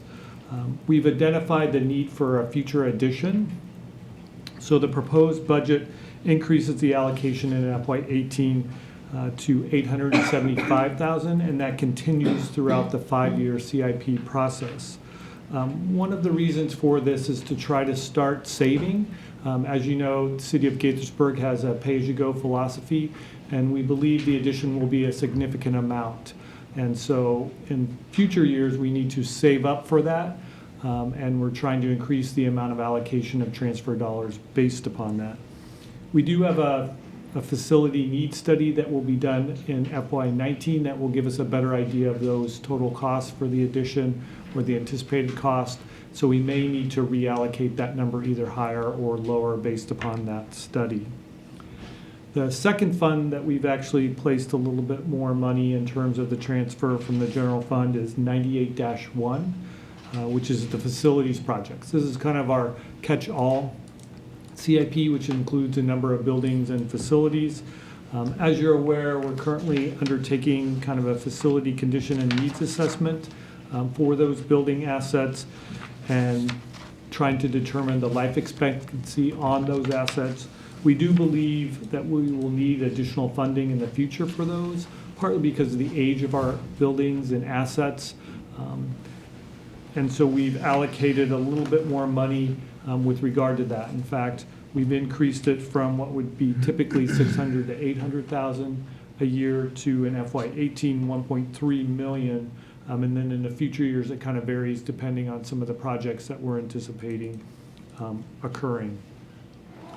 And then the final account that we really looked at how much revenue is being placed in that fund is 17-1 Bridges and Culverts. This is a fairly new CIP. It was created in FY17. We are currently assessing all the bridges and structures, and I want everyone to think outside the box in terms of what a bridge is. I think most people think of them as spandrel bridges. We don't really have those types of facilities. What we do have are large culverts. A bridge technically is anything defined that spans greater than 20 feet. So we have a lot of roads that, or 6 major culvert roads where they're actually not spandrel bridges like you would see over a traditional body of water, but are culverts and have land surrounding them. In addition, we have about 20 pedestrian bridges throughout the city. A lot of those are on the trail facilities that we have. And so we're starting to try to allocate additional dollars on that fund, partly because it's a new fund, so we've doubled the traditional 400 to 800 per year for FY18 through the term of the CIP. In terms of expenditures, one of the items I wanted to point out is that the total expenditure for FY18 is just over $23 million. One thing to note with that is there are a couple large projects that will actually span fiscal years from FY18 and into FY19, but because of the way the contracting process works, we need to have all the money up front in order to award the contract, and that will typically take place in FY18. And a couple of those projects, again, are the police station, which is roughly $8.4 million. There's some additional pots of money for an emergency generator. And then also the park at the former CPSC site. We actually have an allocation of $4 million in FY18 and then one in 19. So even though it looks like a large amount of money, we won't be spending all of that within the FY fiscal year. Some of that will actually be spent in FY19. Can I ask for a clarification? On the Consumer Product Safety Commission Park line 14-2, it shows $4 million in the previous year, as well as $4 million in the current year. I'm on page 397, looking at your budget summary. Again, one of the aspects that are with the revenue budget, so originally that was scheduled for FY17, but we will not be awarding that contract until FY18, so it will have to move forward within the budget cycle. So it's essentially coming out of one year and moving to the next. I thought so, but I just wanted to make sure. The total cost of that project, if you actually, when we get to that CIP, is roughly $5.6 million. $4 million allocated in FY18 and then 1.6 allocated in FY19, and I'll kind of talk about that. I was just making sure it didn't go up to $8 million when I wasn't looking. Thanks. We often have to move projects based upon staffing loads and things like that. That's fine. So in terms of kind of hitting some of the highlights of the various CIPs, those start on page 398. And I won't mention the page number unless I skip a couple of CIPs because they basically are on opposite pages, an even page and then an odd page. For City Hall, one of the items that we have down for FY18 is the refurbishment of the lobby and basement offices at a tune of $250,000, and then a new LED marquee sign out front, which will combine the City Hall sign and the pavilion sign for $98,000. 71-2, which is street lighting. We are actually going to try to do a pilot project for LED lighting. Again, this would actually be for street lights rather than parking lot or building lights, and this will be part of the Quince Orchard Boulevard street reconstruction project. This one's a little bit unique in that we don't have many meter light systems within the city for streets. We will be metering this so we can get a better gauge of how much cost savings we are, so we can present that data to what used to be Pepco, but Exelon, to get that rate down for them. We've been working on that rate Yeah. structure for a long, long time. We have, and we don't believe the rate structure is really correct, so we're trying to do a test pilot project that would help us prove that data. And while we're here, I want to thank Ollie for continually following up with them to try to get this thing rolling. So thank you, Ollie. And then on 72-2, which is the Public Works Facility, we'll begin the design of a new fuel facility, which will make available E85 gasoline, which will help reduce our carbon footprint. 93-3, which is sidewalks, handicap ramps, and bike paths. I want to note there are a number of projects that are really in the design phase that are dealing with some of the bike connectors and also some major transportation routes. One of those is kind of at the east side of NIST between Maryland 117 and Muddy Branch Road. It's about 120,000. And then some of the bike connector selections we have are West Deer Park Road. Dennis, I'm sorry, what page are you on? I'm on It's page 79-3. 405. 79-3, okay. 404-405. Gotcha. Kentlands Boulevard, Old Town connections.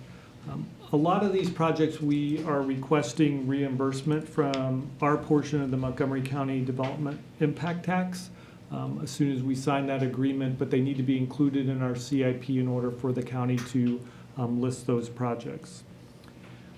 Old Town Revitalization, which is 79-5, which are on the following pages, 406, 407. I will note that in FY18, we're showing an allocation of $100,000 for streetscape improvements.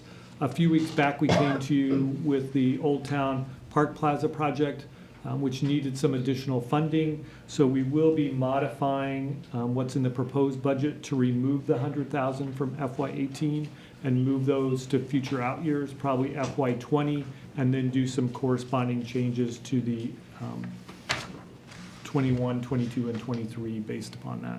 So there will not be an expenditure in FY18. On pages 410 to 411, 83-1, which is the street resurfacing project, we have allocated $1.2 million for the treatment strategies. As the council is aware, we have tried to initiate a new condition pavement index. We will, before the final budget is published, have the list of streets that will be included for FY18. We are still working on those. And again, we have different street treatments that we're looking at, including Slurry Clacks Hill and a number of other items, so we'll have that allocation for you. 412 to 413 is Bora Park at Summit Hall Farm, which is CIP 83-2. The major project there is the replacement of the 2 water park slides, which is $700,000. The city is using public open space money for this project, so we'll have an allocation of about $525 from that fund as reimbursement, and the city funds will be $175,000 of that $700,000. 91-3, which is street reconstruction with the completion of Brown Station Elementary with Any Hope. The city will begin reconstructing Quince Orchard Boulevard from 117 to the newer section, which is close to 124. That's roughly $2 million. This will be kind of the first bike lane project that we've done, so it will be kind of a new and exciting, again, paired with LED lighting. Should be a real addition to the city. I happened to be at the holding school last week, and the indications from MCPS is that it's going to open on time. It's good. Good. Then we can start tearing up the road. Right. Traffic calming and signalization, we are kind of on the slate to do a number of traffic signal improvements within the city. The first one scheduled is North Summit Avenue and Brooks Avenue, which is about $250,000. Technology projects, which is 93-1.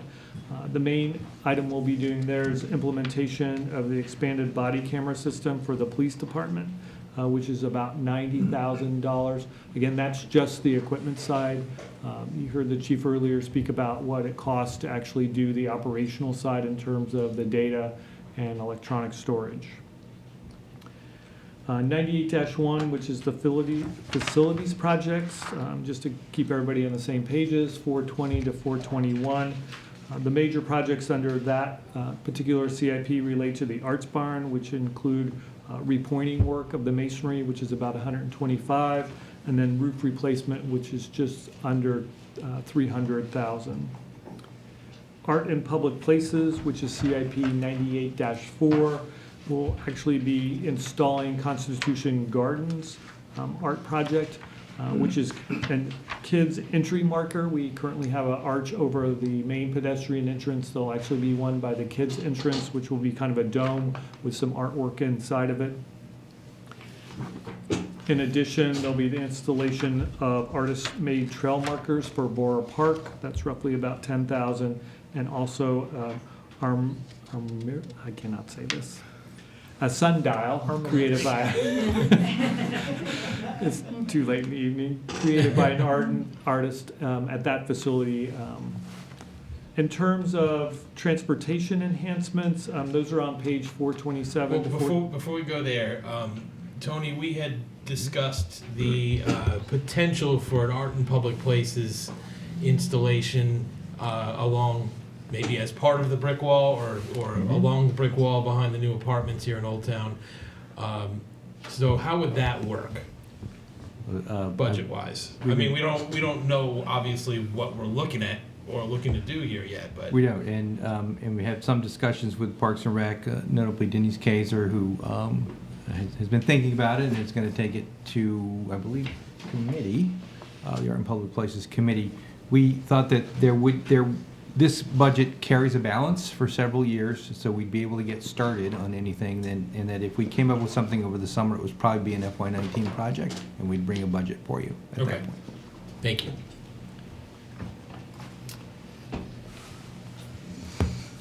And then to our famous bike share discussion, which we would include under 98-7, which is transit enhancements. Typically, these have been bus shelters, but we believe this is the appropriate location, at least for the capital expenditure, should the council decide to move forward with the bike share program. We would also need to look in the operating budget where to put the allocation for the operating side. We've had some internal staff discussions about that, but haven't made a placement on that currently. I'd be happy to kind of give you a little bit more information if you would like that for the bike share, or if council just wants to have the discussion, I'd be happy to sit back and listen for a while. Well, I mean, we received some feedback from the Transportation Committee today, and one of the things that I thought was interesting about their feedback was the idea that with approximately $100,000 in capital funding, which presumably we would, get from the impact tax balance from the county, you could either do 2 larger stations or you could do a higher number of smaller stations. And I was just wondering if staff had put any thought into that. I mean, what I'm wondering is, what's the operating cost impact of having more smaller stations as opposed to fewer larger stations? Is it a wash, or does it actually create a larger operating cost burden? That's not necessarily something we have to decide right now. I mean, except that it would inform the decision of whether or not to set aside extra money for a higher number of smaller stations if we needed that extra money. We haven't had any in-depth discussions with the county. Again, this is not a facility that we would operate on our own. We would operate in conjunction with the bike share community, which includes Montgomery County, who typically facilitates all the projects in Montgomery County. They currently do not install 11 station or slots. Their standard is 15 for the smallest one, so we'd have to have some further discussion with them whether they're open to a smaller station slot. Okay. My guess is the operating cost isn't going to be much different between an 11 and a 15, because it's really about making sure that all the bikes get transferred back and forth. There's really not a lot of operational costs related to the actual facility itself. It's really just to run the program and then shuttling bikes back and forth between various facilities when there is a change in supply. So, by that logic, 5 or 6 small stations would have a much higher operating cost than 1 or 2 large stations, assuming that there's a lot involved, in the shuttling of bikes back and forth between 6 stations as opposed to 2 stations, fuel and personnel expenses and all that kind of stuff. That would be my best guess without talking to the county. Again, I assume what they do on the operational side is just divide a lot of the costs per location as opposed to the number of bikes that are at that location. So what's a large location or station as opposed to a I believe small? 19 is 19 one of is the larger ones. The ones. ones staff has proposed in the white paper would be 15 because that's the county standard model. There are 11 dock stations, but we did not have cost analysis from the county on those. So for the limited purpose of setting aside capital budget funding, which is really what we're supposed to be focusing in, I guess I'm talking about right now, in 98.7, if we were to allocate something like $100,000 that staff's memo said would probably cover the cost of two of those 15 bike stations, we could always decide later on that we wanted to reallocate that same amount of money in different ways to have a larger number of smaller stations, if that's something we had ever decided we wanted to do down the road. Except that it would affect the question of the operating budget, which we're not at yet. Yeah, we had hoped you'd have the discussion of the operating, or we would calculate out what the operating was should you decide to move forward. I think you'd need to be in the range of about 120, 125 to get 2 stations. Some of that's dependent upon how much site preparation we have to do. The one station at Crown probably has not as much site preparation because that site's already been allocated and has been paved. But the site proposed by staff somewhere in Washingtonia and Rio would have to be developed and probably would be at the far end of the range. That would allow us maybe the possibility to do a 3rd station somewhere at 124,000 or 125 to kind of make it round. Now, from the discussion at the Transportation Committee meeting, I think they were thinking of 3 stations within that general complex. One at the far end, I guess it's the south end of the Crown development, which would be kind of a reasonable jump from the next station in the county that's closer to the Hopkins facility, I guess. I don't remember what the map looked like.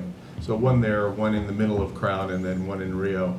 And that would be primarily used for people inside the Crown development or jumping from our stations down into Rockville and the other stations.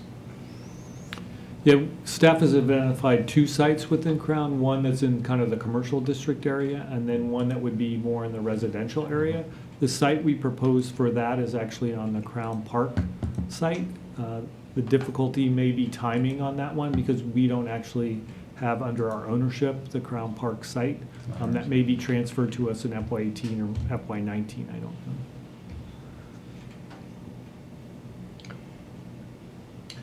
It would seem like you'd want, we're a ways from the CCT being part of Crown, but it would seem like you'd want to have one station where one bike share station where that station might be. I understand that they already have another site, but if we're going to have 2 sites in Crown, of course, then there's the other issue of the proximity to the next station outside of that area. So I already raised, last week I raised the issue of having some station, a station or stations associated with the extra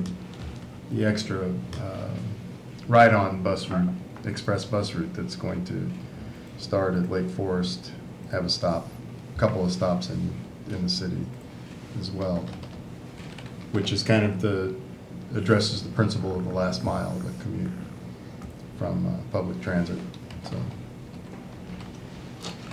anyway. Well, would you support? But I would the support. pilot? Look, I would support a pilot. I guess we'll have to see what we agree is the best pilot. So it seems that we have a recommendation I don't have a positively problem from the Transportation Committee. I sense that we have support from the council for some sort of pilot. As far as I'm concerned, I'm ready to take the recommendation of our committee as to how we allocate these different stations, unless there's some other.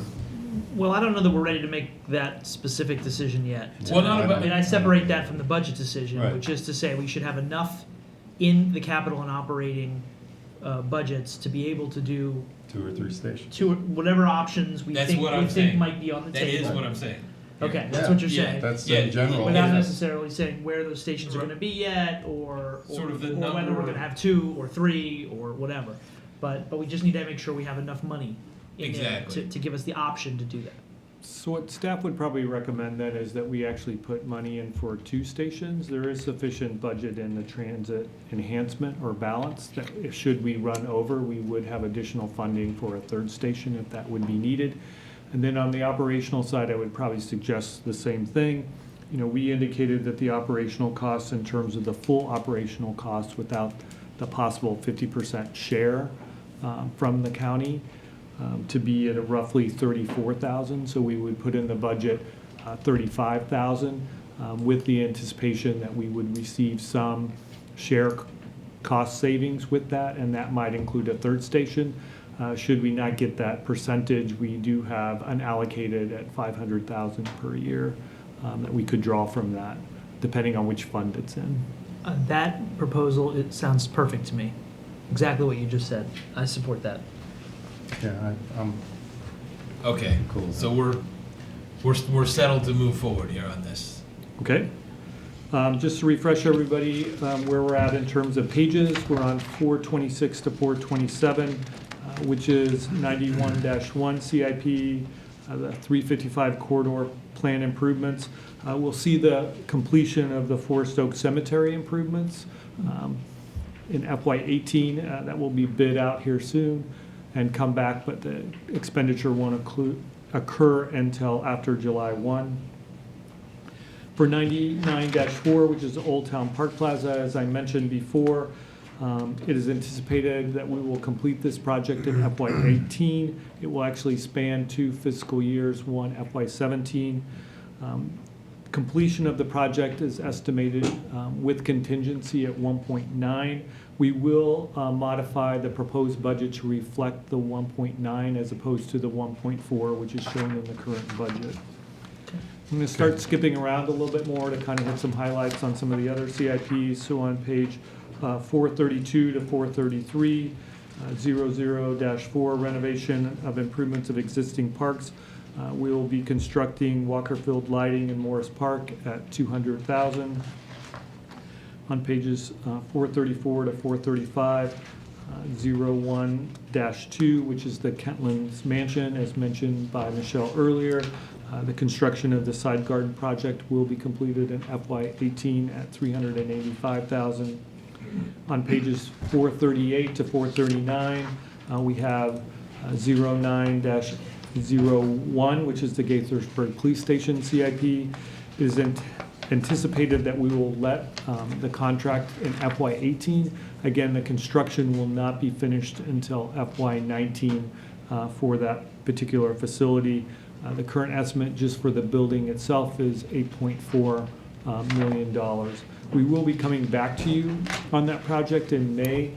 We had some initial discussions about whether the council wanted to relocate the council chambers to the new facility. So in May, we'll be coming back to you with some design options on that and preliminary costs. That is not included in the $8.4 million, so we would have to allocate additional funding from reserves to do that project. We do believe we'll have sufficient time to either allocate it in FY19, where we do that as a phase project, where we start the police station, but then do the other project later, or maybe look at some other alternatives with regard to how the funding schedule is laid out. Pages 440 to 441, which is 0902, which is the Crown Park Farm. As I noted earlier, this property isn't currently deeded to the city. We're not really sure when that will occur.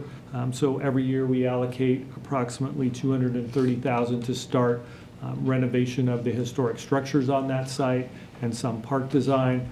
but I don't know whether that will actually occur in FY18. What's the holdup on the deeding process as it relates to the annexation agreement? It really relates back to the forest conservation easement and some other, it's actually two park parcels. One that's where the historic buildings are, and then one that's across the street, which is by their HOA facility. We needed the easements in place before we would accept the full park parcels, and they're still working on those items. On pages 446 to 447, 10-1, which is the energy efficiency and conservation, we've identified $250,000, and this is really for larger scale projects. As Mike noted, there are a number of LED projects that we are doing under just general facilities maintenance and operations. These will be identified in a 2017 study, which is being completed now, and so we'll have those when we get to FY18. Dennis, I don't know if this is the right account or not, but we still haven't entirely closed the loop on earlier discussions about the possibility of use of city facility roofs for some sort of solar project. And I know that we ran into a bunch of snags with whether or not we would have to invest in some solar field outside the city to make it workable. But assuming for the sake of argument that we had the opportunity or wanted to pursue something that came up over the course of the next fiscal year, would we have the money in this or some other account in the CIP to be able to do that? I believe we would. Let me check the reference pages. We have currently at the end of FY18, or we would have roughly about $500,000 in that account balance for that. In addition, we have $500,000 in contingency throughout the CIP, so we could use some of that funding. One of the things to keep in mind is we will be looking at a more detailed study once we have some roof replacements done. A lot of our roofs are at the end of the life expectancies. For instance, the activity center is now programmed into the CIP, but won't occur for a couple more years. Once that is done, or as part of that project, we will look at how the design might be impacted through solar, because it's one of the best facilities we have in terms of roof coverage. Some of the other facilities are just too small based upon the amount of mechanical equipment we have on top of them. Okay. But it wouldn't preclude that, no. Okay, thank you. Yeah, I'm glad to hear that. On pages 450 to 451, 14-1 CIP, which is the Quince Orchard Park, we have allocated $1.1 million for park construction improvements. We're currently in the design phase for that particular facility, just at the very beginning of that, so we'll be engaging the community through a slightly different process where we'll come up with some designs and then get feedback from the community based upon that.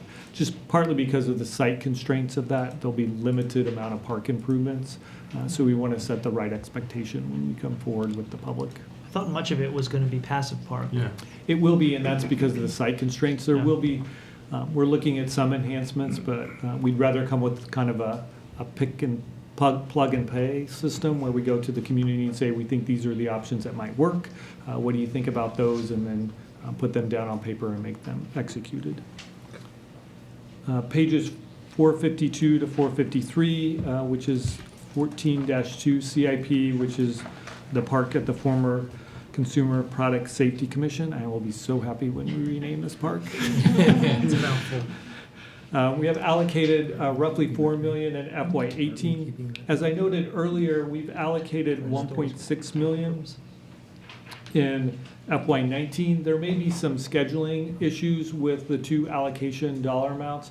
There is sufficient funds in that fund to help pay for those, so we may increase that expenditure. So I wanted to kind of alert you when we come back with the final design that it may include a portion or all of the funding that we've allocated towards that. And then the final one, which is on pages 454 to 455, 17-1, which is the bridges and culverts. Again, we'll be doing some study of our long span bridges, and again, by bridges I really mean culverts. for Bureau Drive, Diamond Drive, Solitaire Court, Upshire Circle, and Victory Farm Drive. And then we've allocated some amount of dollars for maintenance regarding those projects. We just don't know what the actual maintenance will be. I'd be happy to answer any questions about the CIP. We're good? I have one question. Okay.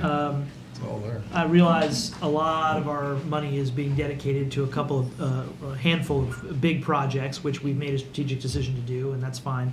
I was just curious because I saw it as we were rolling through some of the various accounts, that, you know, there's this synthetic turf field capital account, and our one synthetic turf field that was built at Lakelands Park is extremely popular, I understand, and I'm just curious if there's any multi-year or out-year plan to consider expanding them or looking at another site. We have had some discussion about that. The technology is changing. In fact, I believe there's a new synthetic field being constructed without any infill material that's being used as a soccer field. So we want to see how that type of facility actually progresses. Because one of the major expenses related to the current field is the actual infill material, which has to be replaced on an annual basis. Right. In fact, I just saw a sample of that in Michelle's office last week.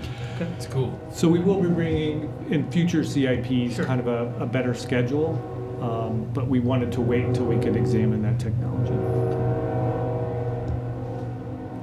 All right, thank you, Dennis. And I'm going to invite Move on. Meredith Strider up to talk Okay, about the talk about stormwater stormwater. CIP, but I Right. will stay at the table. Great.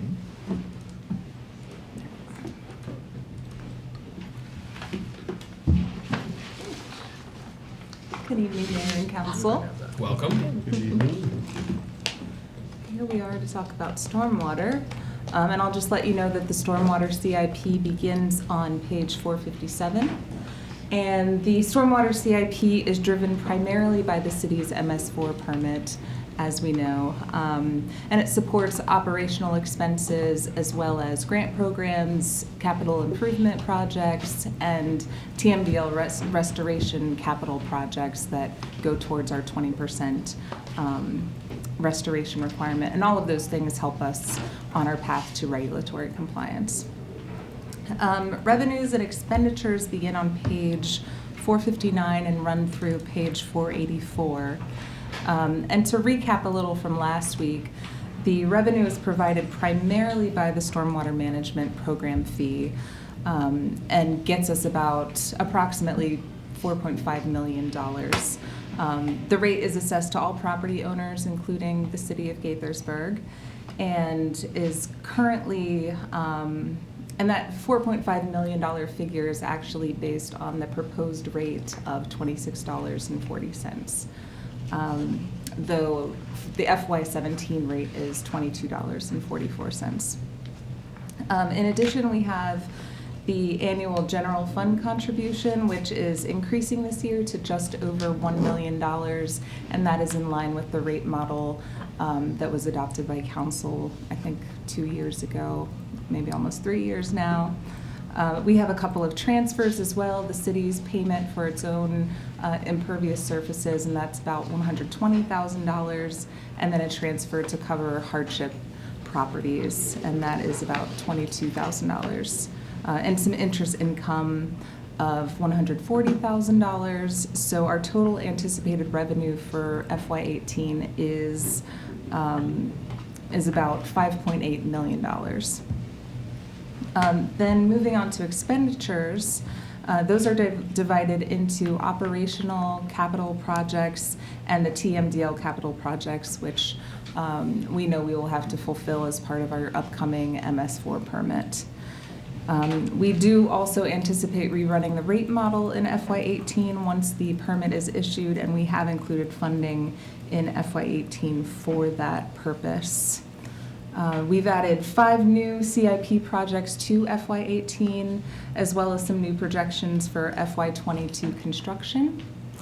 And we will actually begin constructing some of our design projects in FY18 because we did get written guidance from MDE that any restoration projects completed after 2006 are eligible for us to take credit for under the permit. So instead of letting these designs sit on the shelf, we Sure. can go ahead and get them installed on the ground. Does that mean, is there anything retroactive Right. earlier than that we Right. can take credit for, or no? No, Okay. no, that's the cutoff date. My understanding, and they No, shouldn't. I mean, you said No, but we've 2006, I mean, between. We've done Green Oh, Street. From yes, now going yes. back to 2006, Yes, there Green are- Streets and other things. First Green Because Street. I always ask about this every time in the last couple of years you come up and do a presentation about stormwater. I always go, are we getting credit for this? We have some Because- credits Right, coming up. right. Because- So we do Oh, have good. some credits that we will be, Okay. we have, Yeah. you know, Oh, that's stream good. restoration projects, Green Street projects.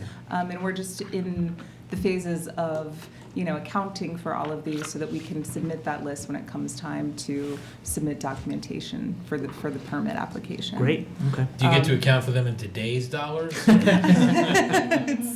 Luckily, they don't ask about that as more Right. just the acreage. Right. There's been that much inflation then since 2006. So I'll direct you to page 462, which has our significant changes for the fund.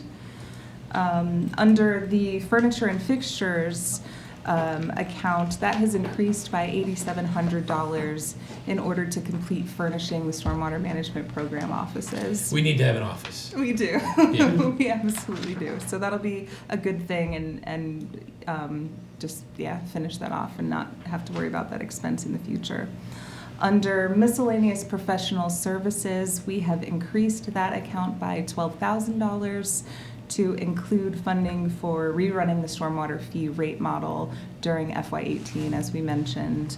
And then we're also hoping to be able to take that process in-house so we won't have to farm it out in the future. So rerunning it this time, you know, we'll soak up all that information and then be able to apply it in the future. Was that a pun? Soak up that information. Unintentional. Under vehicles and equipment, that line item has increased by $28,000 so that we can acquire a new shared vehicle for the stormwater management division. IT services, GIS consulting services decreased by $74,000 due to the completion of the stormwater BMP GIS database update project. And I'll just let you know, we are, this next fiscal year, FY18, will be finishing another database update project for the rest of our data, which will get us prepared for the permit cycle. Miscellaneous professional services inspections was increased by $5,000 to reflect increased operating costs associated with that program for video inspections of the storm drain system. Miscellaneous professional services, stormwater standards, that was increased by $30,000. We anticipate that to be a one-time purchase to support the development of technical documents for local city stormwater standards. Then under miscellaneous professional services bathymetric assessments, that was increased by $75,000. We see that, at least for the next 5 or so years, being an ongoing expense. It will allow us to fully assess the condition of the city-owned ponds. We're looking at doing 3 assessments per year, and we'll be able to get recommendations for how to maintain those moving forward. And then finally, under contract cleaning and maintenance services, that has increased by $5,500 to reflect increased operating costs associated with our inlet, catch basin, and underground stormwater facility inspection program. And that sums up the significant changes. I'd like to touch back on what we discussed last week during the introduction. As we mentioned then, the current draft budget includes specific recommendations for the upcoming fiscal year, and these include, you know, continuing with the proposed rate increase of $26.40 as was found in the rate model. To let you know, if we did go with that proposal, the average household of about 2,500 square feet of impervious surface, their fee would go up about $20 for the whole year. We also are looking at continuing with the general fund contribution of a little over $1 million, revising the rate model during FY18 once we have the final permit, and then at that time, discussing the revised rate model and whether we want to continue with those general fund contributions. So I made the case last week when we discussed this. That I'm kind of leaning toward, although if the council's in a different place, I'm okay with that too. But I'm kind of inclined not to go fully up from 22 to 26 in the fee because of the impact, the large impact this will have on large property owners, and the fact that we still have the permit up in the air, and we have the timing that we're going to have to, the deadline with which we're going to have to meet these and comply is up in the air. I think it's hard to justify to the larger property owners a significant increase like that, and so I'm putting it out there to the council. Ryan had sort of floated the idea of perhaps coming up with sort of a middle ground between the 22 and the 26, and I don't know if that's where we want to end up, or if the council wants to stick with the schedule. Just to let you know, I did run a couple of numbers to see what it would be if we kept the same, as projected, we're looking at $4.5 million in revenue. If we stick with the current rate, it would be $3.8 million. And if we went with that in between, 50% smack in the middle, it would be a rate of $24.42, which would provide $4.1 million of revenue for us. So just to help inform the decision. We have the challenge of being a pay-as-you-go operation here in Gaithersburg. I like that. I think it's a great tradition. We see what's coming. We just don't know that date at which we're gonna have to meet in order to comply. So what's the council think on this? The problem is the longer you delay that revenue stream, you have more to make up, and you probably have a lot more to deal with in terms of repairing, maintaining, or designing and building. Those costs go up too. So I'm reluctant to keep it flat. I think we need to increase that a little bit. I can understand. I think the plan to go somewhere in between the maximum that we can go versus the current level makes sense. That's less to make up. I'm going to come back to the question that I had last time, which is the time frame seems to be 2 years longer than what we originally thought, which would seem, and if we need the same amount of money and we have more time to do it, then we need to raise less money each year. One of the issues, sorry to interrupt. Well, I was just going to say the numbers that came out in my head in the last conversation was that we were originally talking about kind of a 2-year ramp and 5-year construction. Now we're talking about 2 plus 7.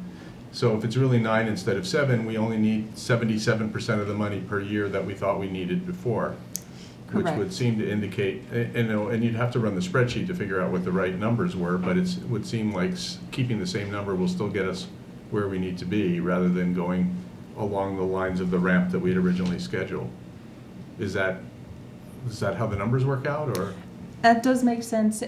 The one thing that we are beginning to see, and it's difficult to quantify at this time, is that prices are going up across the board for everything. There's a higher demand for contractors and consultants who can do this kind of work. But since we don't have the information completely or enough information at this point to be able to draw conclusions, it's difficult to make a case of just exactly how that's going to pan out. When do you think we'll have a clearer indication? That's a really good question. One thing that we're trying to do is to share information and bid tabs and, basically what those prices are with other local jurisdictions, which I think will help inform that. But, it is a function of time too, so we'll just need to keep accumulating that data and hopefully be able to draw some better conclusions. One of the places we would do that is in the rate model. The rate model does make assumptions on construction costs and design costs. So when we bring back the rate model, we'll probably have a higher escalation of those costs than we had in the original rate model. So we've already Will seen, it be perfect? Probably not, but. But that's. It'll be the best Until we we have have at that that, it's point. hard to make any definitive call, right? Yeah, and again, that's why staff's okay with deferring the increase. We'd still rather see it, because again, you have projected increases beyond probably the 5-year period that we originally showed you. Because ultimately you have, depending on how you structure it, if you keep the subsidy from the general fund, you will still need to be in the $45 range for the fee. As opposed to? As opposed to 26 or 24. That's a big number. It is a big number. It's actually a fairly small number in comparison to other local jurisdictions. It's a big number if you own a big property though, right? Yes. Again, part of that's only because the general fund is subsidizing the stormwater program. So you have to keep in mind that a lot of other communities, their program is similar to what we just talked about, the recycling program, where it is self-sufficient. We did not structure our program that way. It's divided between the general fund of $1 million, and that amount does not go down ever. It stays the same over the course of time, and then the fee actually goes up to compensate for the difference that we need to collect.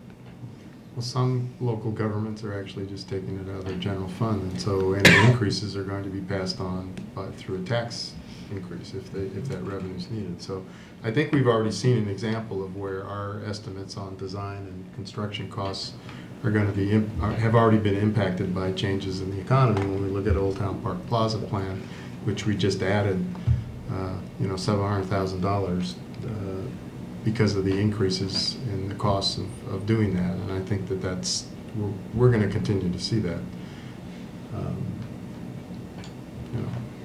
Well, I would be fine with going along with what Mike said, and I think that's pretty much where Ryan was last week, which is to sort of raise it. Don't put words in my mouth yet. Okay. I haven't weighed in. All right, weigh in. I did float that as a possible option, but I also said that, my logic the first time we were talking about setting rates was that I was just hesitant to go to the higher end merely for the sake of, collecting money. And I understand this idea that, at some point in the future, we're going to have to use a lot of money to get there. But given the fact that we still don't have our final permit, given the fact that we're going to be rerunning the rate model in a year anyway, and given the fact that staff seems to be okay, I mean, maybe, again, from staff's perspective, not ideal to not raise the rate, because if you can, squirrel away more money now, better. But given that staff seems to be okay with not having to do that yet, and given the fact that now we have 10 years of, retroactive credits that we can go around and dig up, and who knows how much that's going to end up, being. But I just think there's so many unknowns that we need to figure out over the coming months, that all of these pieces fit into it, that I have a hard time justifying an increase at this point, any increase at this point, frankly. And that's not because I don't, believe in the purpose of this fund and making sure that over time we're able to meet our obligations to the environment and to the permit. It's just that, like Neil, I feel like there are a lot of unknowns, and that was the position I took a couple years ago when we set the rate at that time, and I just don't think we're at the point yet, even now, where I feel comfortable saying it's worth it. Let's do it. Let's increase a fee upon our property owners, given all these unknowns. So I think that's where I am. No argument here. Yvette? I think I'm leaning towards Mike, a slight increase. Okay, we're all over the place officially. Not really all over the place. Just in the interest of brainstorming, you probably are not interested in this at all, but when you're talking about the burden on the taxpayer, the fees, the $26 fee goes into this dedicated fund, whereas the general fund contribution could be used for anything, and that there's potential that could be on the table as well to pre-fund other initiatives that are more shovel-ready. I'm not sure what you're getting at. Yeah, So you're saying by that if you reducing went- the subsidy from the general fund, then we can use those funds You would use elsewhere. it for, the same We can do taxpayers that. paying for the same thing, but, going from 24 to 26, I'm not endorsing one or the other, saves people less than $2 a month, whereas the $1 million of general fund contribution in the short term, I think it would probably return at some point. Could be used, to pre-fund other projects that we know are going to be coming along, as Dennis just described. You're not saying just stormwater projects, you're saying any Yes, projects. any Yeah, project. the million general fund could be allocated to anything, whereas the stormwater revenues, they go into this fund and they stay there. So what are you So in the suggesting short based on what term- you just said? Pardon me? What are He's you saying increase the rate, increase the fee. That you could free up some others. At the end of the day, we're gonna pay for all of these projects. It's just a question of timing. And, if you wanted to build, another turf field or something like that, well, that $1 million could go towards that in the short term versus these kind of unknown projects. What's our Again, annual not transfer? advocating, I'm just saying that there's a third option there. The annual transfer from the. So the annual from the transfer is journal. 1,062,800. Yeah, it's not quite a million. 62,800.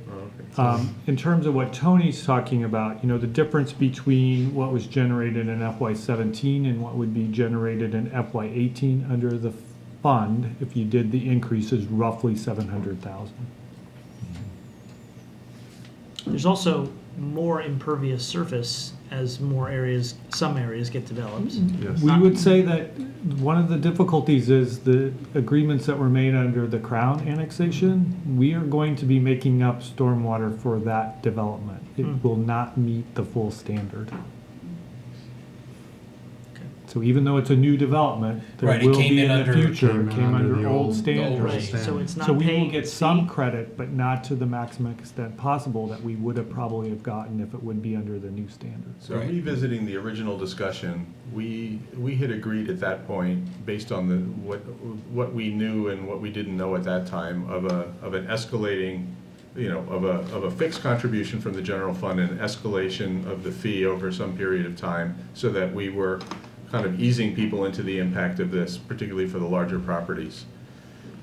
Based on the fact that things have changed, but there's probably more unknowns than there were a year ago, I'd say stay the course with what we had already initially agreed to, and we can always, lessen the impact later on down the road.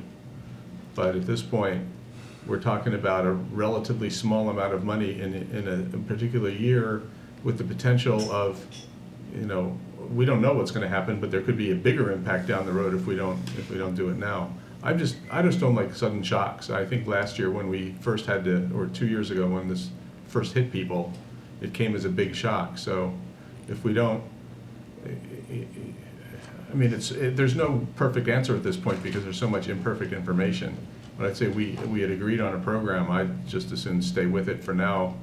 And hopefully in another year, we'll have enough information where we'll be able to make whatever adjustments need to be made, either slow down the rate of increase or the opposite, if that's what it takes to make this thing work. So when you say stick with the program, With the one. That means we go with the rate With the increase. original schedule that we had. Yeah, the so you go with the 26. I think so at this point.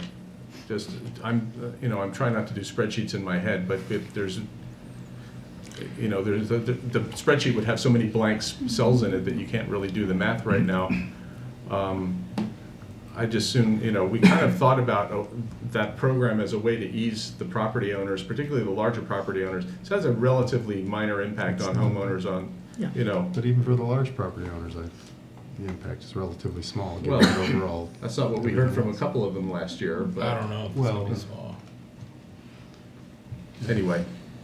All right. So the way I see it is, we have a 22, we have a 26, and we have two 24s. Well, I thought what we were discussing was, the option of not going all the way or somewhere in between, but But it's only the first step. I supported originally our adoption of the schedule. I actually supported starting at a higher rate, but which was kept constant over the whole 5 years of the beginning of the plan. So, but I agree, and I think we have the opportunity to adjust that rate, the increase rate or the final rate later if we need to do that. So you're at 26. Yeah, that's what we committed to before. I don't think it was an unreasonable plan. It's not, but Yvette. All right, you're staying where you were. Okay, so we have a 22, 24, and two 26s. And just as one last comment is that thinking about all the options, what pushed me in that direction today was Dennis's comment of where the final number is likely to be. 45 or something. If it's gonna end up being 45 by the time, several years down the road, then there's a big shock coming to somebody, and I don't think we wanna, I think we wanna kind of straight line it rather than have some huge jump at some point and have people really unhappy. At some point, we might have to go back, if we decide not to make the contribution for the general fund, we might have to come back to that anyway. If we, to dampen that increase or to reduce that, and the impact of that increase up to 45. So. Okay, so Can I just ask one technical question? Would major redevelopment in the Kentlands Commercial District be required to comply with environmental site design? It will, but it's at a 50% rate. Okay. So we'll get some credit, but not 100% credit. So by a very slight majority, even though we're not voting tonight, but it's maybe what you do is have two versions of this. We actually need to know the number before, because we have to turn in the amount for every property to the county before you actually. Well, then it looks like we're at 26. It looks like that's where we are. I wish I could give you more time, but the county requires us to have the information. For their very expensive billing system? Yes, for our new increased billing. Yes, that's a different story. Okay. So it sounds Actually, like I had meant to bring that up much earlier in the discussion, just as a side note. Can we talk about that program at some point, not today necessarily, but at a future meeting, about what to do about that situation? Because I'd like to explore if there are options, because I hate to be in a position where they can just charge whatever they want. Yeah, I agree. I think there should be a 1-year notice that there's gonna be an increase. You don't pop it when each municipality is. And there are plenty of billing systems out there if that's feasible, so just. And I think we have at bookmark least that. one or two county council members who agreed that this was kind of. We're not sure that increase made it into the final county budget either, so we'll confirm that too. Okay. Right. So we're going with the Staying with proposed the rate of regular 26. With the plan the schedule that we have. Okay. Thank you. All right, thanks everyone. All right. Thank you. I believe Stephanie's going to be up next to talk about the Forest Conservation Fund and the Asset Replacement Fund. Okay. Which is the end. All right, you're in the home stretch, I promise. All right. What page are we on, Stephanie? We are on page 485. 485. Thank you. All right, this is the second year of the Forest Conservation Fund that's being presented within the budget. It's just as a reminder, this is a fee that is charged if a development cannot meet their forestation commitments and tree planting piece. This current year, we are working on a tree inventory, and it's expected that will help identify some of the future projects. We have a significant increase within the general operating supplies account, which is for $13,000 for street trees, $11,000 for plant materials, which are related to some reforestation and enhancement projects that will be in coordination with several community groups, including Muddy Branch Alliance, as well as $10,000 for some spraying projects to be determined after the results of the inventory are in. Any questions on forest conservation? Seems like a good idea. Thank you, Mike. Go ahead, Steph. We'll move to the asset replacement fund budget. This is also the second year that we are including this fund within the budget. We talked a little bit about the transfer that comes in from the general fund earlier and how that is increasing this year in order to recoup some prior year underfunding. Just a note that this fund supports over $20 million worth of city assets. So this is how we save and accumulate funds in order to replace those as things need to be replaced. And the expenditures within this fund will fluctuate year to year as we need to replace individual pieces of equipment. I wasn't planning to go through any of the individual expenditure purchases, certainly unless there are questions. All right. I think we're good. At this time, I'd like to thank all the staff for all of their hard work in putting this huge document together. In particular, call attention to our new budget and procurement analyst, JJ, who has joined us in the back of there. And then Thank you, JJ. close by mentioning that the public comment period is still open, and we anticipate bringing the proposed budget back to mayor and council on June 5th. Stephanie, thank you very much for bringing it up. I want to reiterate her thanks to all of our staff. It's a long night. This is an important thing that we do. We appreciate you all staying late and being a part of this, and being so patient with us in our questions. And as Stephanie said, the record remains open for anybody watching or anybody interested. We'd be glad to consider any written testimony that you submit to cityhall@gaithersburgmd.gov. And so we are done with our agenda for the evening. So until next time, let's do great things, Gaithersburg. We are adjourned.